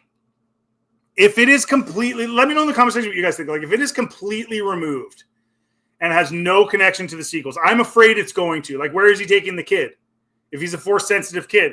Are they actually going to bring Luke's kid to be trained by Rey? Like, are people really going to be okay with that? I won't be. That would suck. But if they keep it completely separate and it is its own standalone, I think it does stand a chance to be half decent. And like we talked about earlier, like Gosling is obviously, you know, going to do a good job. He knows what he's doing. This is not his first rodeo. And he's a good Canadian boy. I have no qualms whatsoever there. Mia Goth, if she's a Sith Lord or some kind of like dark sider, whatever, I mean, yeah. I mean, like she's perfect for that type of a role. She could be like weirdo, creepy, like almost like not quite at Ian McDermott level, but guys, like she's got that vibe and that the mannerisms and like all that stuff. Yeah, I mean, if it's totally separate, I think it will actually probably do okay. I'm not going to sit here and say it's going to make a huge pile of money, but it'll probably do okay. It probably will, because people are clamoring for something that has nothing to do with anything else Disney did. So if Levy's making this and it's completely separate, I think it will work. But if they have Rey show up at the end, which I just have this weird suspicion that's what's going to be, she's going to show up and save the kid, and he's going to go with her for her new Jedi Order that was supposed to be Luke's. If they go that route, guys, it's going to just be a disaster. That might be what kills it, finally. Like, it's already, well, it's dead already, right? But maybe that'll be what buries it. Buries it. But this is from Rhett3185. Thanks for joining us. Wait, is the rumor that Luke's kid is going to be saved by Ryan Gosling to be trained by Rey? Well, I hope not. I don't know. But you got to ask yourself, right? Like, why would you cast Amy Adams? Right? And then shortly before that, they released the Mara Jade lightsaber hilt. It was a limited run, right? Whatever it was, 2,500 or 3,600 of them. And it's like the way these people think over the years of watching them and observing them, it feels like they think that like they put out stuff to try and get a feel for how people think about stuff. And with that and the Mark Hamill interview and the casting of Amy Adams, and here's this Force-sensitive kid, you start to see like, is this the route they're going? And again, I'm not going to sit here and say that is the route they're going, because I don't know. I'm not some guy that like knows people. I'm not going to pretend to be one of those guys, right? Like, no offense to Zero, right? I'm not going to pretend that I know people.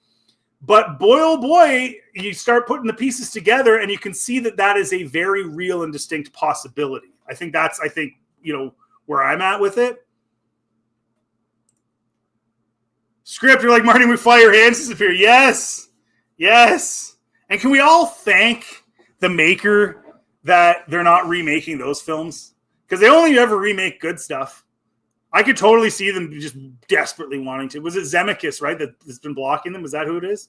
It's been blocking them from remaking Back to the Future. Thank God. Stop remaking good movies. It's so stupid. They just keep doing it. At least you read the comments. Savage Lion. Most big content creators prioritize super chats. Well, here's first things first. I wouldn't consider myself big, right?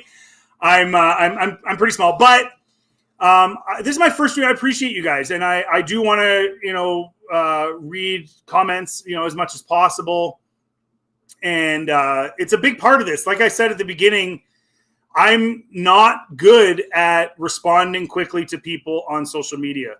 Whatever the excuse is, I brought up my family, other things going on in my life. I'm a pretty busy dude, and so I'm kind of bad for that. So sometimes even some of my really, really biggest supporters, I don't get back to sometimes for several hours, and I feel kind of bad. So I like the idea of live streaming so that I can interact with you guys. If somebody decides to super chat, thank you. You're helping me buy food for my children, which God knows with my two boys I need, because holy crap, my 12-year-old, he eats so much food, guys. Like, it is nuts. Like, it's nuts. Eats way more than me, and he's 12. And he's probably going to end up being a big dude. There's big dudes on both sides of the family, so he's probably going to be huge, and he's going to eat me out of my house and my home. So if you want to do that, cool, but that doesn't mean I'm not going to acknowledge other people's comments.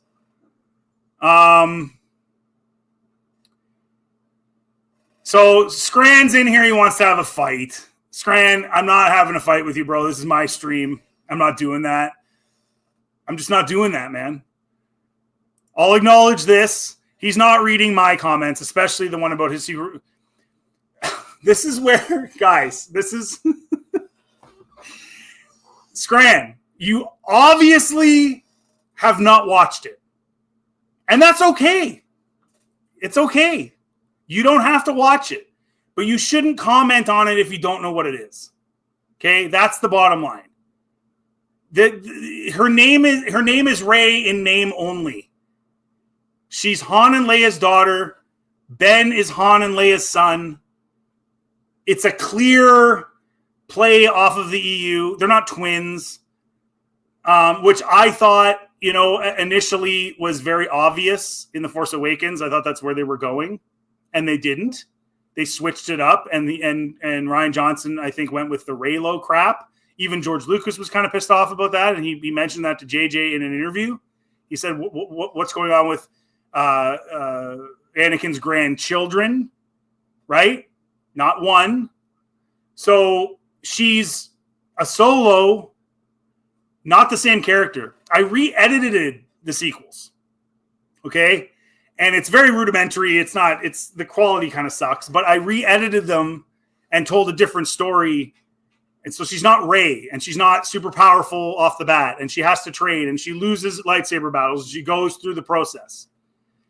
Telling me that it features Rey would be like criticizing the EU for having Jason, because it's like, or Jaina, I mean, it's like the same type of character. So, yeah, whatever, man. I don't give a crap. Whatever. You haven't even watched it, bro.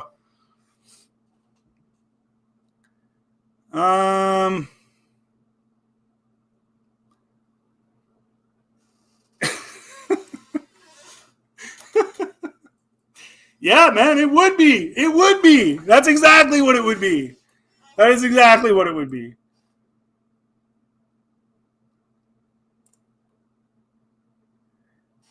Yeah, man. Like, you're totally right, Pseudonym. If Hollywood had any real talent, they would remake bad movies and do it right. Exactly. Remake bad movies. Stop remaking good movies. It's such a stupid thing I don't even get it. I don't understand what they're even thinking. Your channel is starting to get traction. One of your videos are recommended to me, and your takes are logical and not entirely illogical. Well, thank you that they're not entirely illogical. Well, that's what I'm trying. That's what I've been saying, guys. Like, I've said since day one, and like guys like Scran and some of these people are under this impression that like I've claimed to be like this expert. I'm not here to be the guy who just says what things are. Like Stupendous Wave, for example, he still does a lot of lore videos, and he's really good at it, and he knows tons of stuff. I'm not pretending to be Ryan Kinnell, who's read like every EU book and knows like every detail. I'm not here to do that. I am here strictly, I know what I know. I'm willing to learn. And I come from a logical perspective. I come from an argumentative perspective, right? That's why I cover stuff like stuff they're doing in the parks or decisions from a business perspective that Disney made. I never came on here to talk about Star Wars from the perspective of being an expert on everything. That was never my thing, and I've never made that claim ever. There's so many more people. If you want to know about the details, about the super obscure lore crap, there are tons of channels out there you can go watch. Go have at her. I'm coming from an argumentative logic perspective on a variety of topics, on a myriad of issues. So I'm not going to be pigeonholed into being that guy, and I've never pretended to be that guy, right? That's just the way it is. And so I do try to come from a logical perspective when I'm discussing these things. I'm not going to be here and be like, look at me, I have more information than you do, I'm better than you. That's not who I am. I've never been that guy. I'm just a lifelong Star Wars fan since I was a little kid. Always have been, always loved it. Super just disappointed and ticked off with what took place since Disney purchased the thing. And so it boiled up so much inside me that after Rise of Skywalker, I decided to start a channel, and then I decided to rewrite the sequels, kind of remake them in a way that would be better for fans. It still isn't, a lot of people really wanted them to just do the Thrawn trilogy, which is fine. Like, that certainly would have been better than the poop we got. I mean, there's no debate about that. But that's where I'm coming from. So I'm not sitting here trying to be like the expert for everybody. Okay, fair enough. I'll put that on screen. Fair enough. So let's get back to, I'm going to go for a little while longer here. Let's go back to, the Twitter, because we can. And it's good times. That's one thing about Twitter, guys. If you don't have it, like, there's just it's a riot sometimes. Sometimes it's actually depressing, but sometimes it's a riot.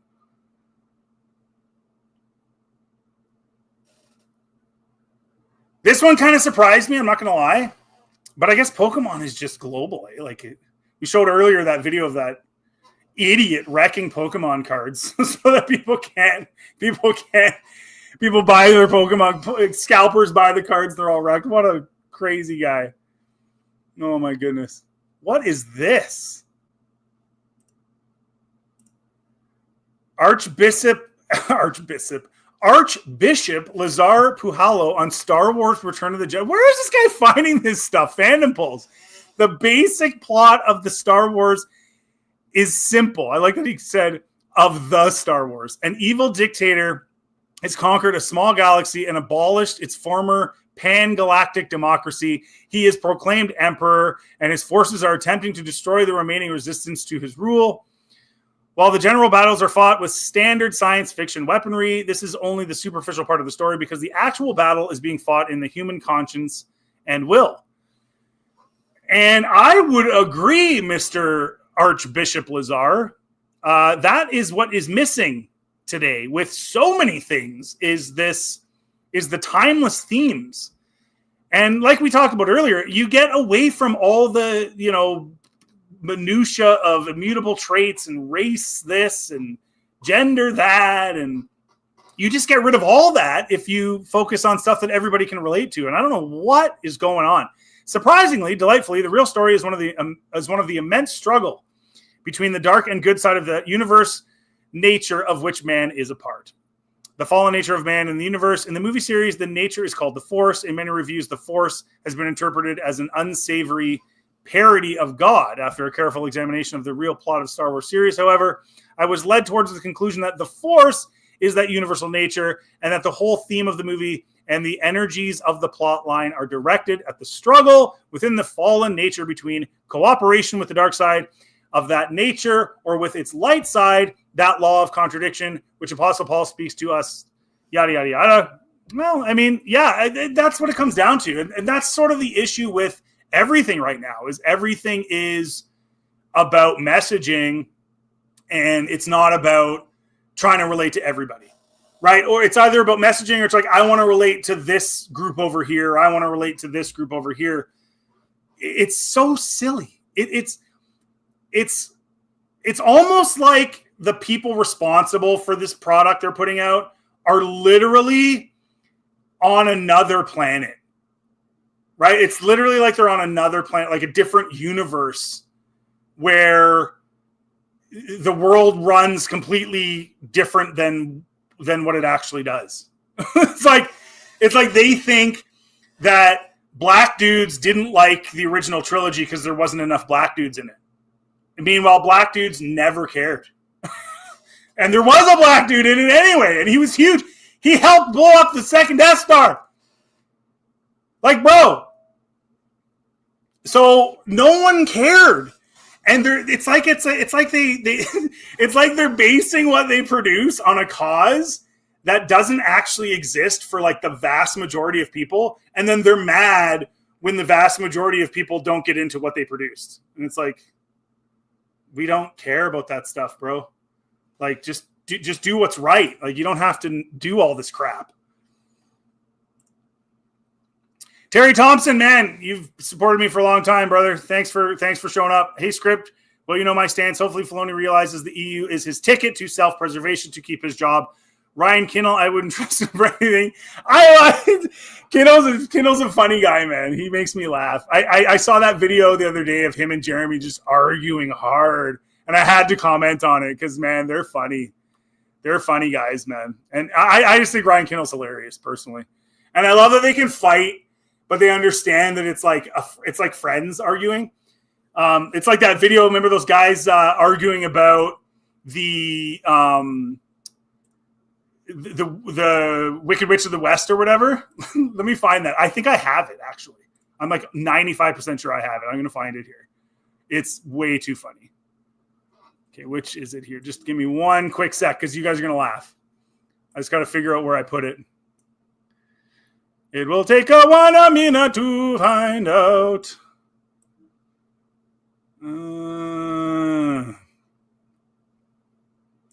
Oh, come on now, you.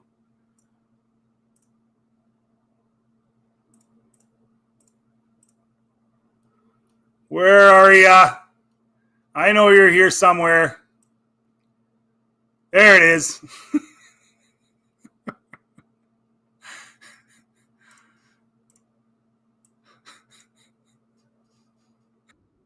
Hold on! This is my favorite. Hold on! Her sister was a witch, right? And what was her sister? A princess! The Wicked Witch of the East, bro! I'm gonna stab him. You're gonna look at me and you're gonna tell me that I'm wrong?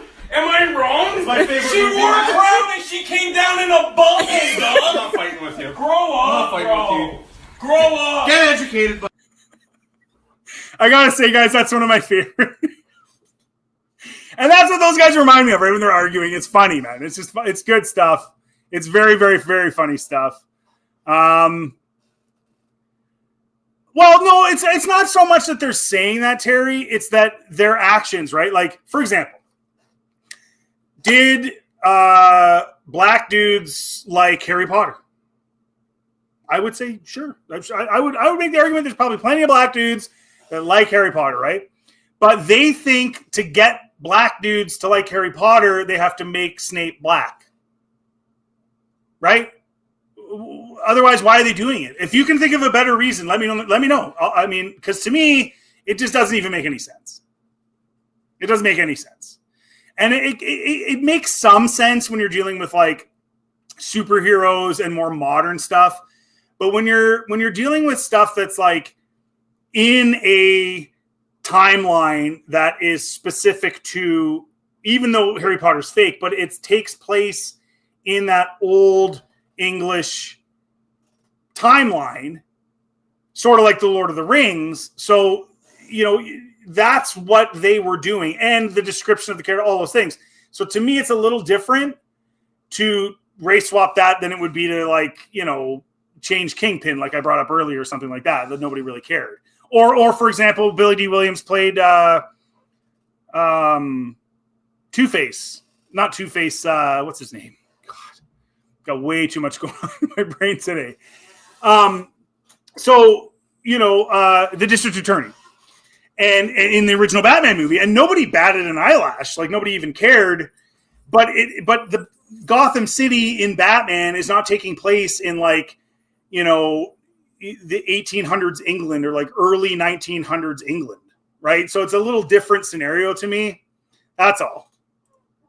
That's all I'm saying. It's a little different. I am going to go back here and we're going to check this little DZ here. Oh, my dog's starting to whine. He probably has to go pee pretty soon. I want to stick with you guys a little longer, though. I wanted to do kind of a longer stream today because I just wanted to. Yeah, my son's been drawing all of the Star Wars characters in Napoleon Dynamite style just to make fun of them. Okay. Oh, yeah, he's starting to whine. Did you guys see this? This is Disney Star Wars comic. I'm not saying you got to be super unbelievable, amazing with your artwork per se. I know there's levels to this. I'm a big Spawn fan, so I like Todd McFarlane's style of drawing. I would argue Greg Capullo is right up there with Todd McFarlane, very similar, inspired by him too. Really amazing artwork. Okay, I get that. I get there's levels. But bro, this looks like something that when did Yoda get this massive fat on the back of his neck? I don't remember that. It's just stuff like that, right? It's just silliness. And it's put some effort in. Why am I getting all my own posts? Can I get out of this? I put top on there. Oh yeah, this was funny, guys. Bro. Do you think this guy's going to live to regret this tatty? It's a High Republic tat. Bro. What? This dude paid money for that.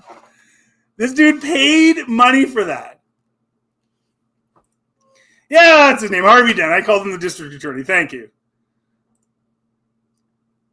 And listen, and that's cool. That's cool. If you're here for it, that's cool. But you can see why somebody would be bro, he was clearly described as the way he was described. It's clearly taking place in a certain inspired by a certain timeline, right? Like you can get why people would be kind of a little bit irritated, right? Yeah, it is probably the Yoda. It probably was AI generated. Let's go. Let's go back to it. Why does Yoda's face look like that? Is that even a face? What even is that? I don't even know what that is, dude. It just looks like honestly, it looks like a booger. Like it looks like a booger. And like the hair that he has is like your nostril hair when you pick your nose stuck to your booger. That's what it looks like to me. And I don't know anything about what inspired Yoda's look, but I'm pretty sure it wasn't boogers. Call me crazy, but pretty sure it wasn't boogers. Oh man, can I get somebody else's post, please? By the way, so this Meg posted this. So big you are, so strong. I didn't think Yaddle talked like Yoda. Am I losing my mind here? I didn't think she talked like him. I thought she just talked like normal. I thought Yoda was like the exception, and he always talked like the sort of a roundabout way. I had no idea. I guess I need to work on my Yaddle lore. I will say though, in the Phantom Menace, that one shot of her, she looks straight up haggard. It looked like she had a hard night of drinking before she showed up. Let me find that. Just a sec. I gotta find that. Here, let me find it here.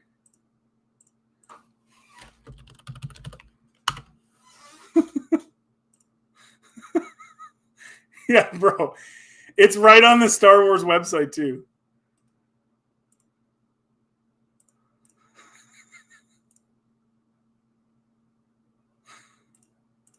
Dude.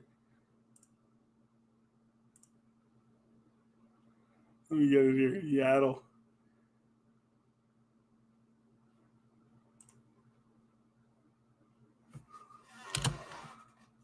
Oh, there it is. Okay. But I still love technology, always and forever. Bro, that's a haggard Yaddle. Come on, George. Couldn't you have at least, spruced her up a bit?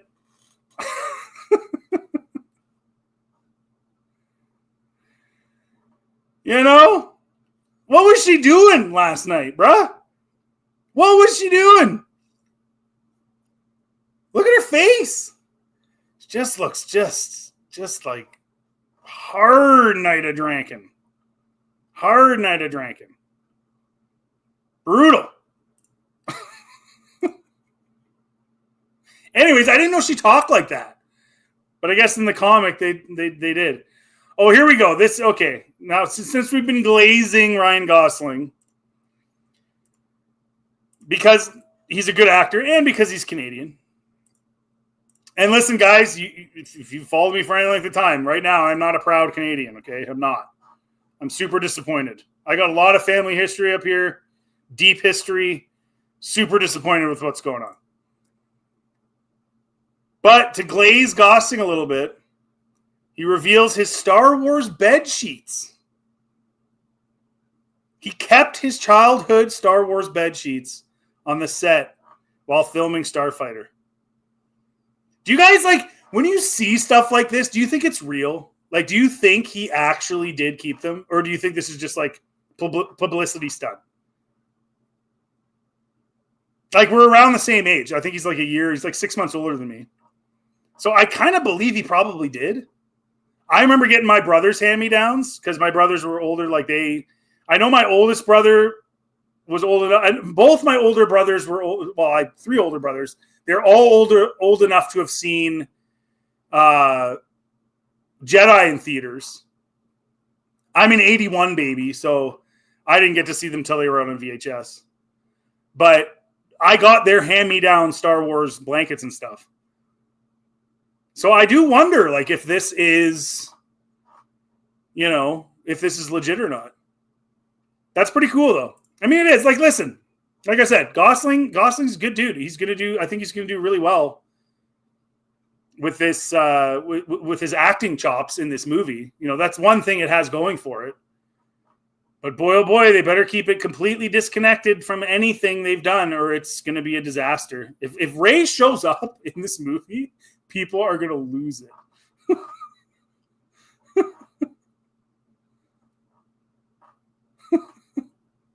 It'll just be. Can you imagine? The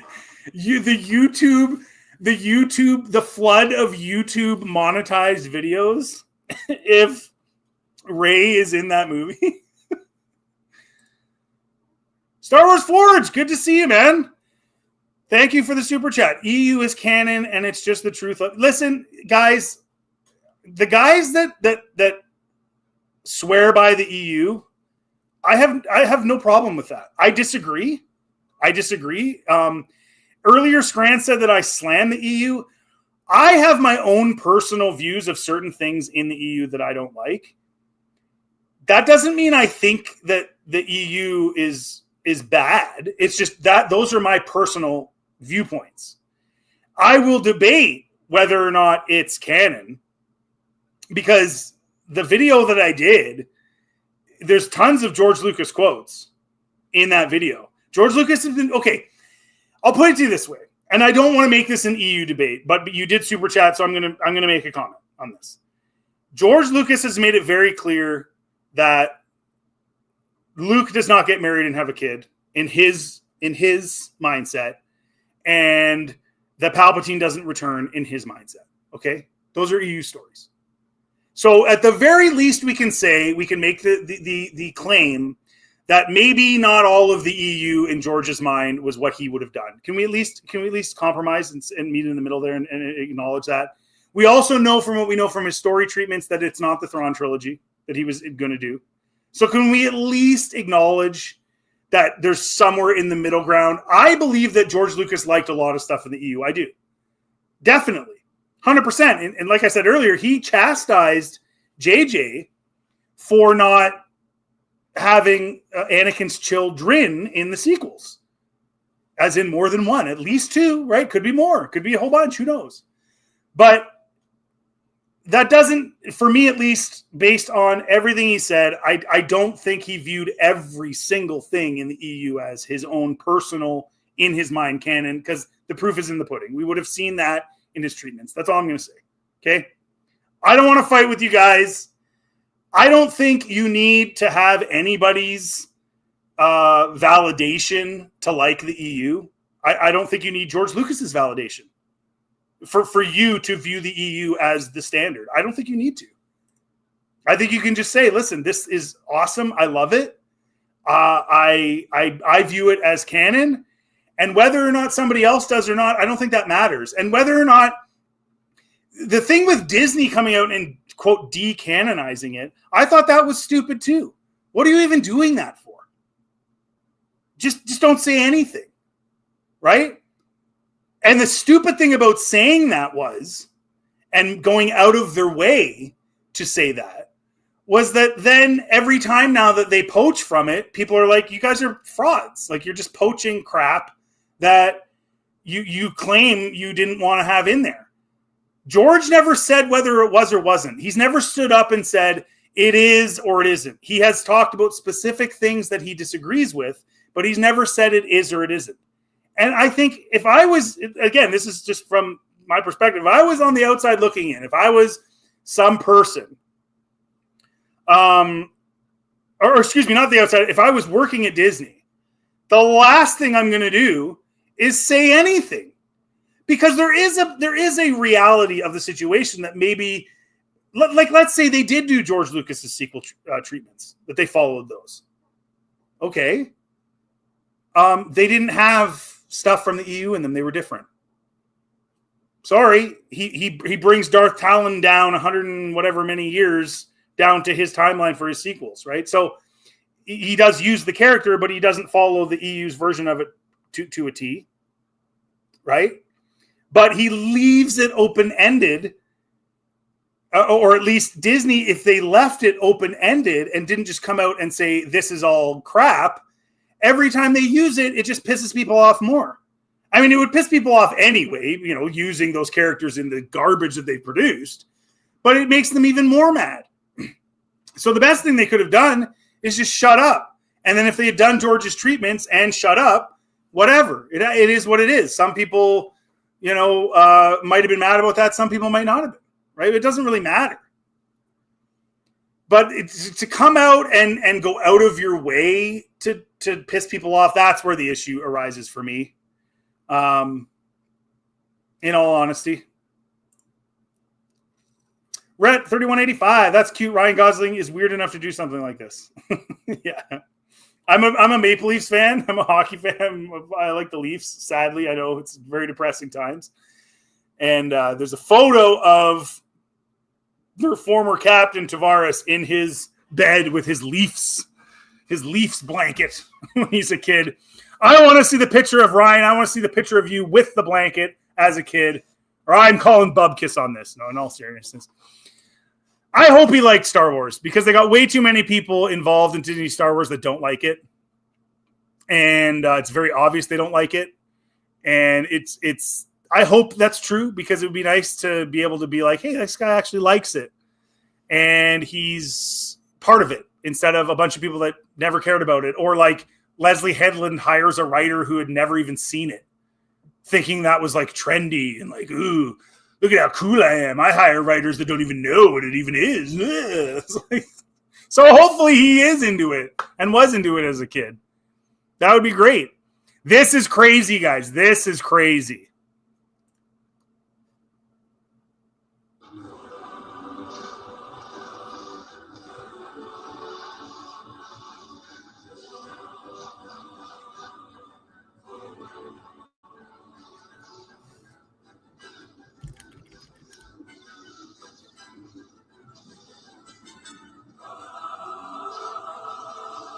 Bro, what the heck?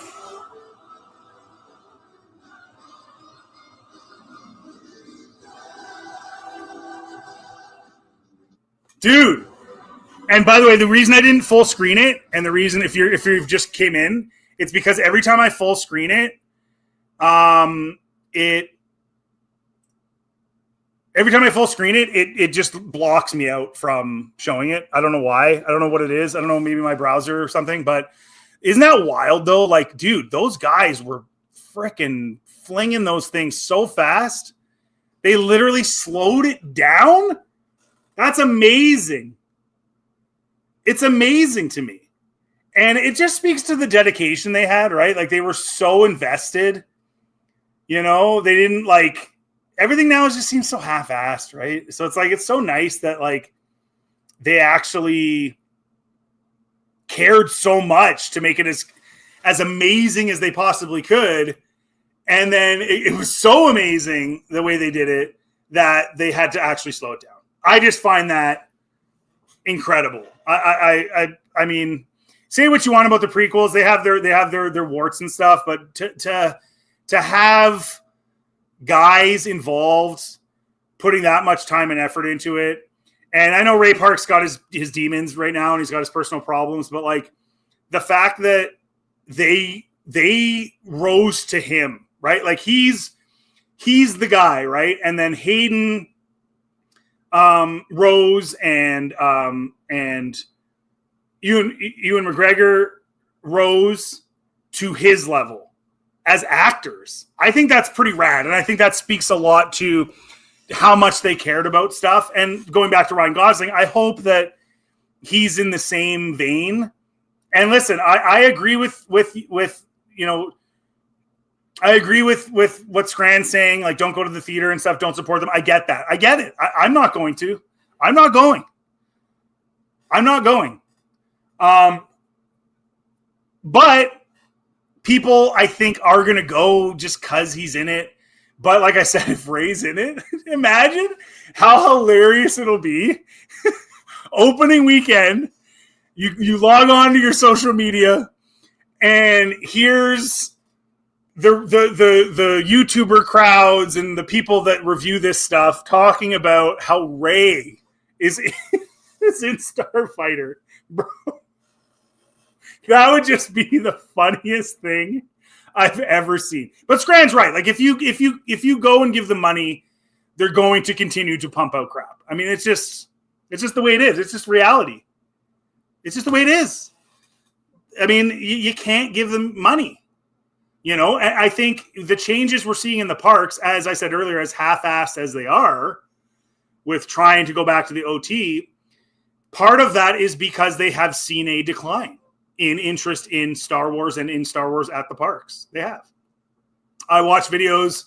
I try to keep myself up to date with what's going on.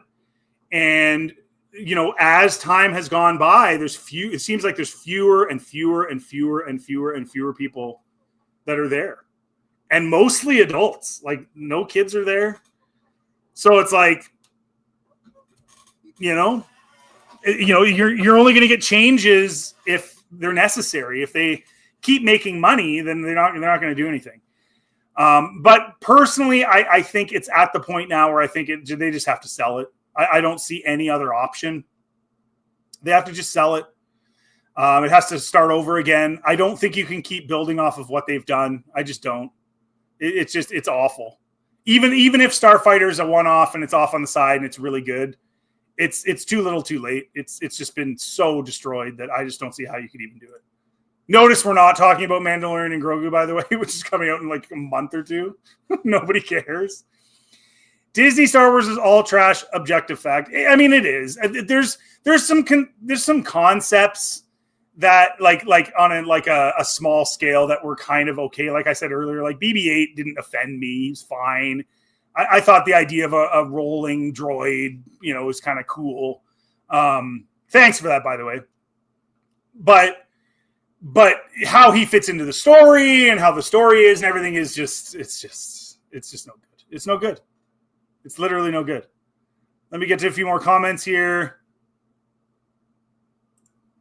Those YouTube videos, Sandman got beer. Those YouTube videos will be hilarious. Boo. Yeah, they will be. I'm telling you. I honestly hope they do. Because I think it'll be like a month's worth of entertaining content if Rey shows up at the end of Starfighter. And imagine the anger if Rey showed up and it was Luke's son by Mara Jade. If that's what they're actually doing with Rachel, whatever her name is, Amy Adams. Excuse me, I almost said Rachel McAdams. Imagine if they give over Luke and Mara's kid to Rey to be trained by Rey. Can you imagine how ticked people would be? Like I said, I started this whole thing because I was mad about the sequels.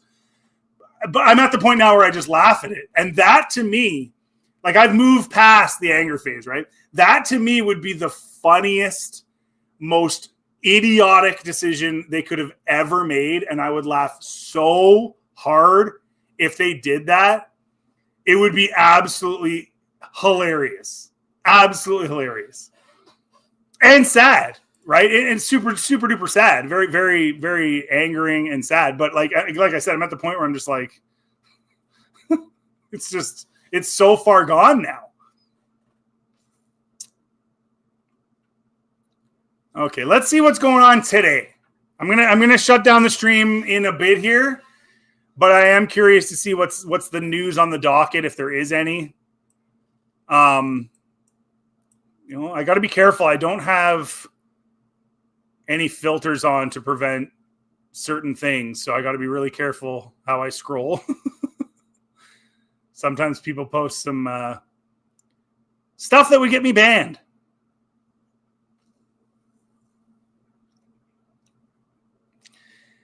Yeah. Can someone just tell me why? Like, I watched X-Files when I was a young guy, and why are they redoing it? And this is like, again, it's past the point of like, forget about the race swap stuff here. Like, I don't really even care in this context. It's just, why are you remaking good shows? Like, it was a good show. Just leave it. And guys, it's not even about the whole race stuff either, because whatever they write isn't going to be as good. It's going to kind of suck.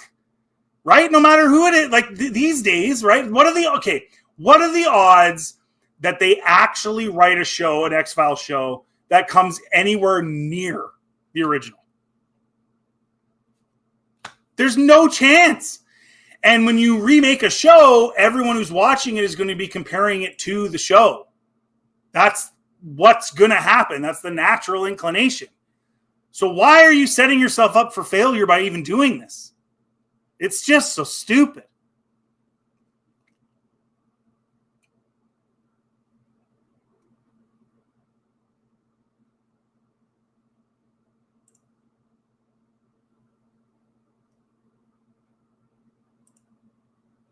I was mad after Kenobi. Now it means nothing to me. I just enjoy the criticism. Yeah, exactly. Jan, exactly. It gets to the point where you're like, what are you supposed to do?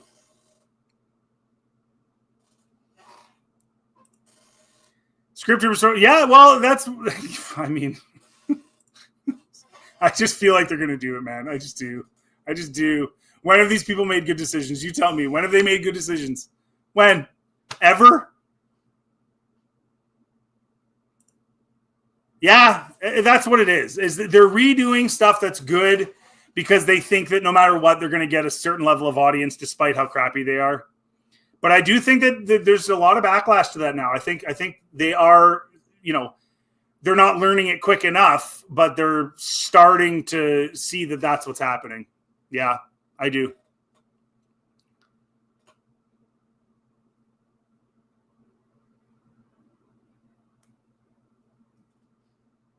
By the way, have any of you guys seen the Hail Mary movie with Ryan Gosling? I've heard some positive things. Oh, yeah, somebody wanted me to talk about Moana. Man, it's just so stupid, dude. Let's look at it.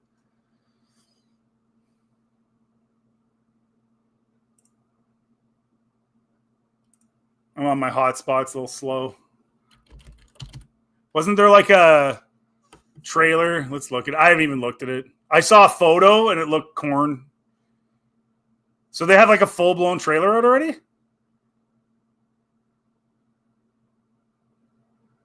Oh, it was 4 months ago. What the? Why are we talking about it now? Is it supposed to come out now?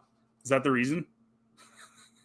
Like, guys, I'm sorry, man, but like, it's like George Lucas said, and I'm not wasting my time. It's like George Lucas said earlier in this live stream, right? I had his quote where it's like, it's all remakes, and it's all just like, there's no new, like, Moana. I spelt it wrong. There's no like new anything. Wait, live action.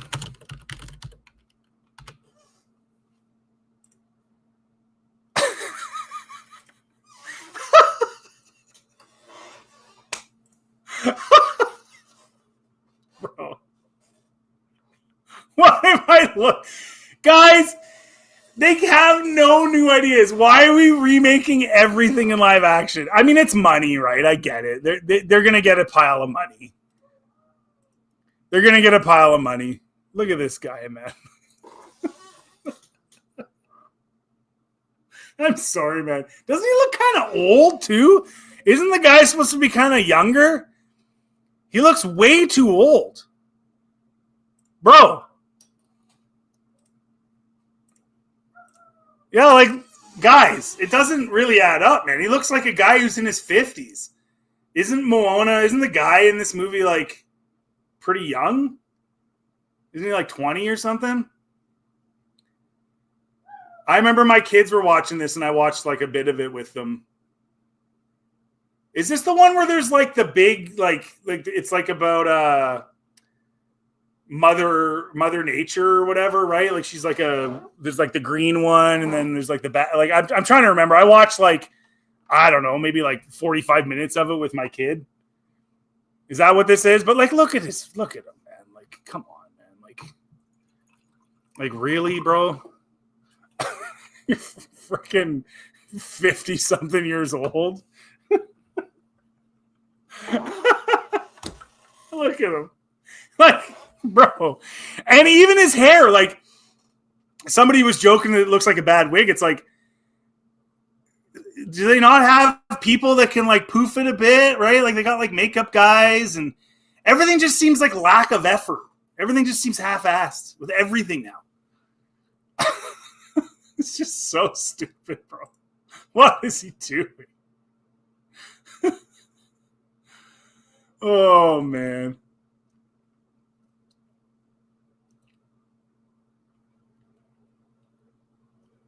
So it doesn't look like there's a whole lot of news today for Star Wars.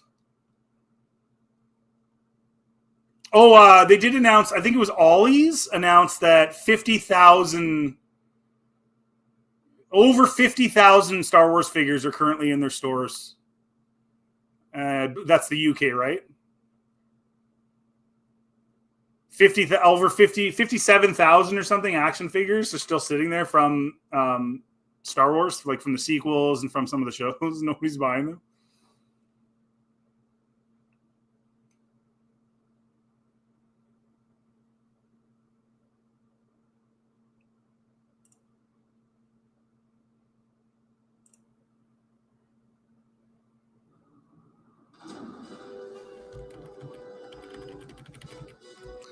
I don't think they said it sucked.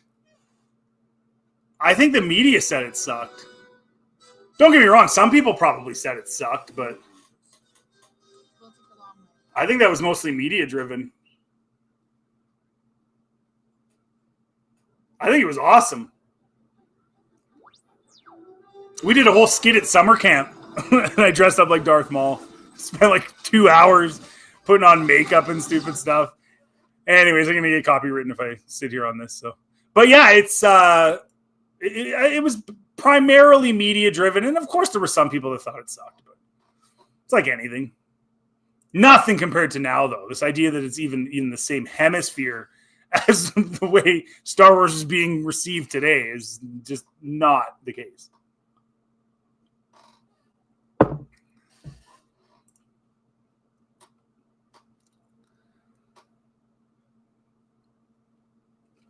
One last thing I guess we'll get to, guys, and then I'm going to go. But what did you guys think about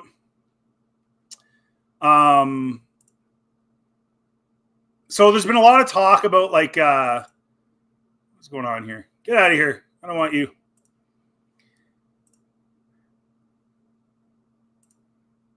Yeah, there's been a lot of talk about not going to the movies, not supporting or whatever.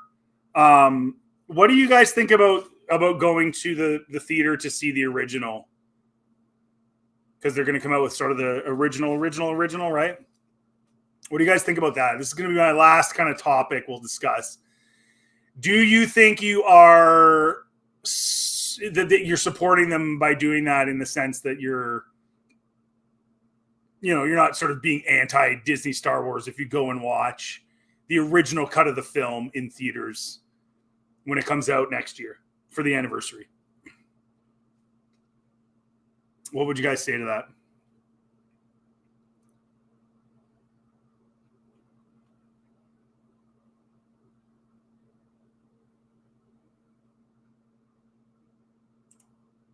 In reference to the X-Files, Brian, yeah, exactly. Stop using RRP. It's good enough the way it is. Go buy the DVD, buy the box set, whatever. Go whatever. You don't need to remake good stuff. It's stupid. I don't know why they keep doing that. It's super dumb. It just makes absolutely no sense.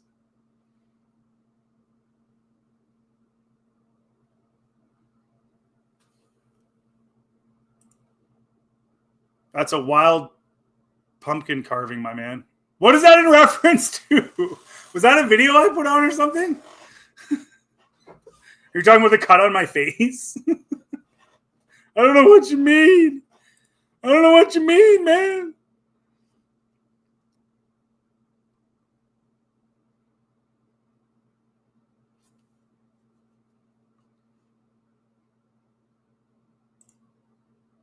Oh, I'm so going to see OG episode 4. That's what they're doing, right? Are they putting all 3 of them out? I had heard through the grapevine they might be doing all 3. I didn't actually look into it. Let me check. Let me actually look that up. Are they doing all 3?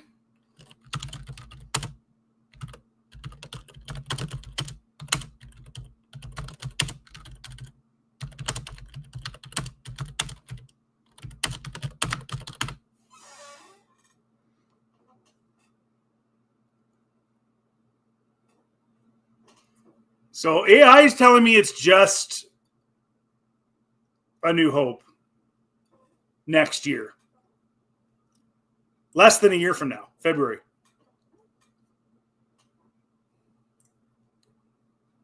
But I'm sure they're going to do the other ones. I mean,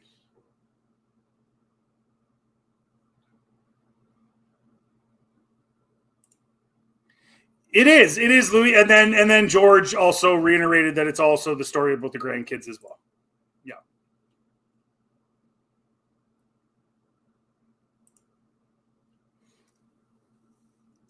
Hey, thanks for joining us. I don't have an issue with seeing the originals. I'll do it just to show them. This eight's what we want.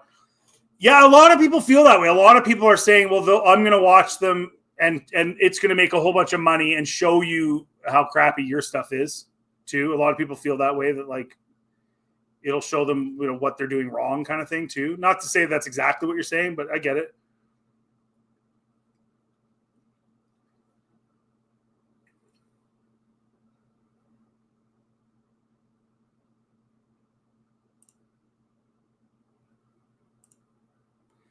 Yeah, he was just a dude. He's just a dude in like a whatever fur. He almost looked like a Grimoire guard kind of in a way. Like it's kind of like a more covered up one. And in my opinion, even though George put Jabba in the special edition, I would have preferred just to not even have that scene.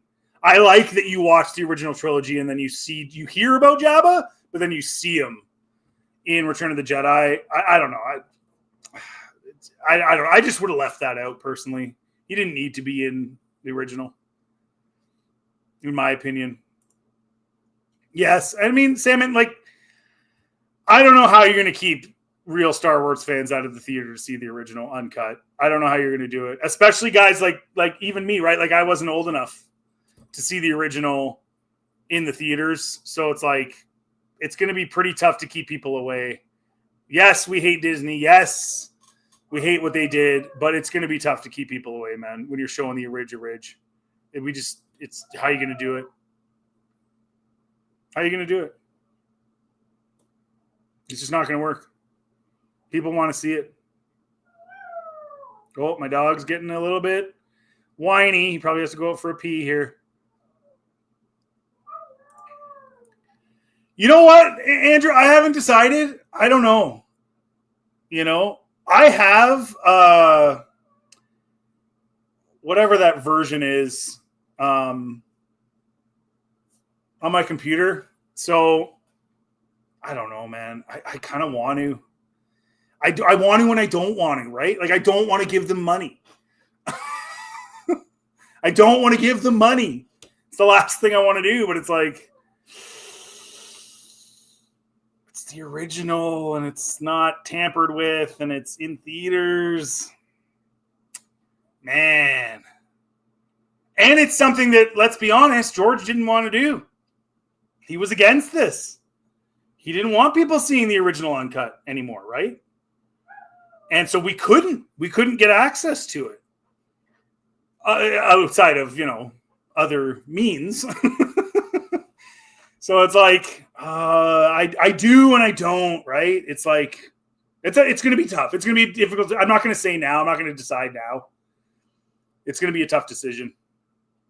It really is.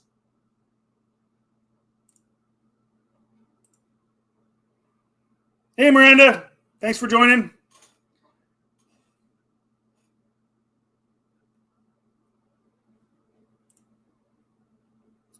Do you think Disney should release? Well, you know what? I think if you're going to release it, release it, right? Like, keep it. Either present it as, you know, just the special edition or whatever we're doing here, the re-release with some touch-ups, whatever. But if you're going to release it in its original form, release it in its original form. I wouldn't screw around with it personally. I think that's the selling point, right? It's not just that it's an opportunity to see the original in theaters for people that didn't get that opportunity, but it's also from a business perspective, that's, you know, that makes sense, right? It's like this is the original. This is what the people that were old enough to see it in 77 saw. It's a marketing thing too. So I think it would be unwise for them to make the decision not to do that, personally. That's my personal opinion.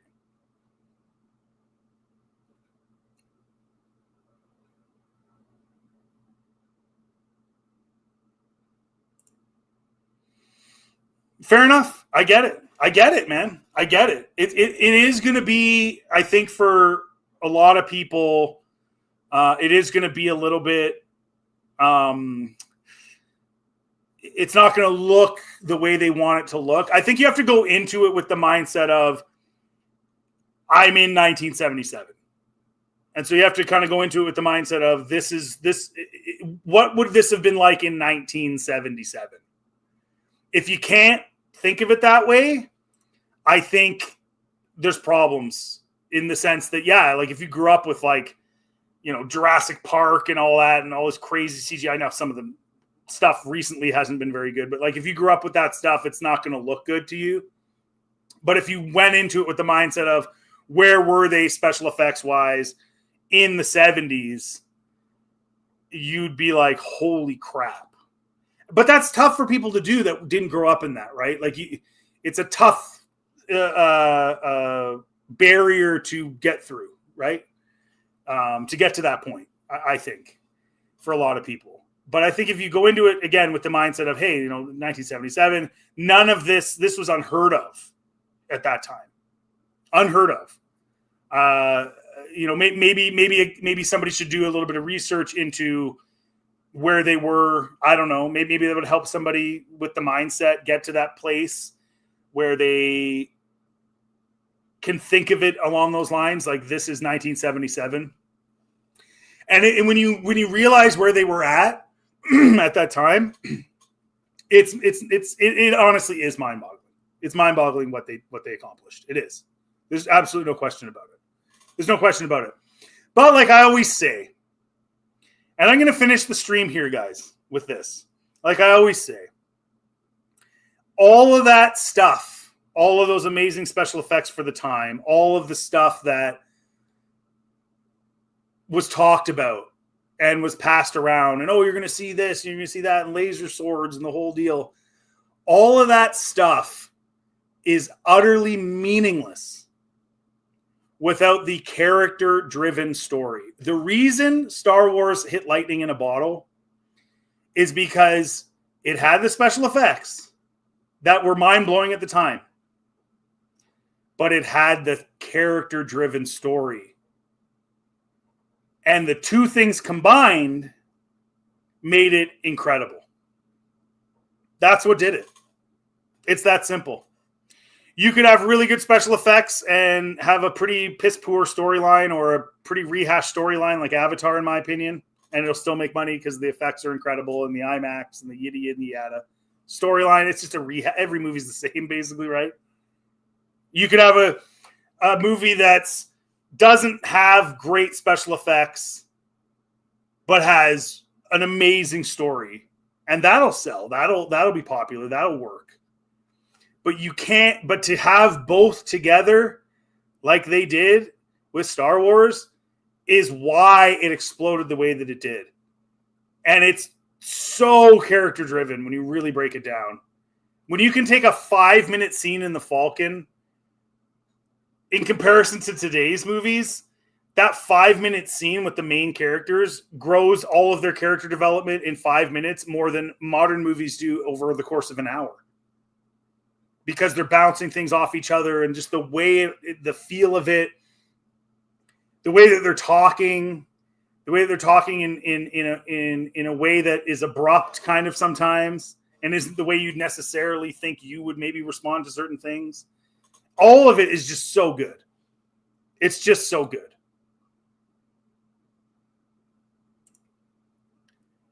Probably not necessarily watching Creature of the Black Lagoon in 3D was still impressive. What they accomplished for back then, just watched it that way at home. Yeah, fair enough. Yep. You know what? There's probably going to be people that see it the same exact way. I'm just saying for those people who are sort of embedded in sort of the modern effects mindset, might not. if that makes any sense to you. Sandman, you can't recapture those characters with that style, with those effects, with that music, with that story at that time ever again, no matter how hard you try. It would be a real major difficult thing to do. That there's no doubt about it. Absolutely no doubt about it.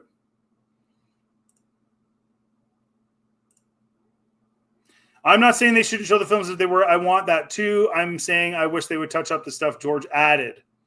Oh, I see what you mean. Yeah. I see what you're saying. Yeah.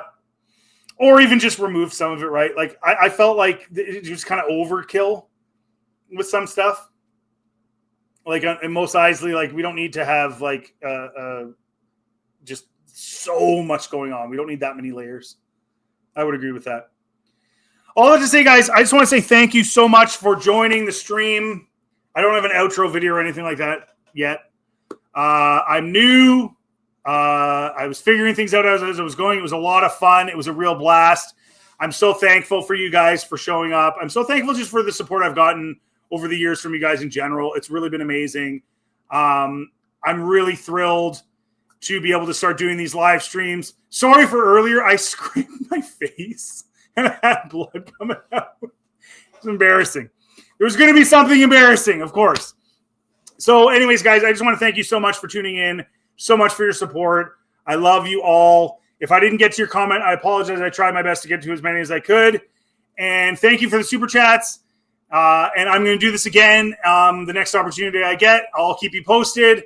If you want to follow me on Twitter, Scripttrooper, obviously on YouTube. Check out any of my content there. And again, thank you guys for your support. And, I got one more comment. I guess I got to. Continue your storytelling channel. You've seen the trailer for them? Yes, I have. I've commented on it. I've done a review of it or a reaction to it. I've thought about continuing. It's so much work, man. Like once I learn AI and stuff, maybe I consider doing some more stuff like that. For now, I'm kind of way too busy as it is, but I have definitely thought about it. So thank you. Thank you for all the love, guys. Thank you. Thank you. Thank you. Thank you. Take care. Have yourselves a good day. Peace.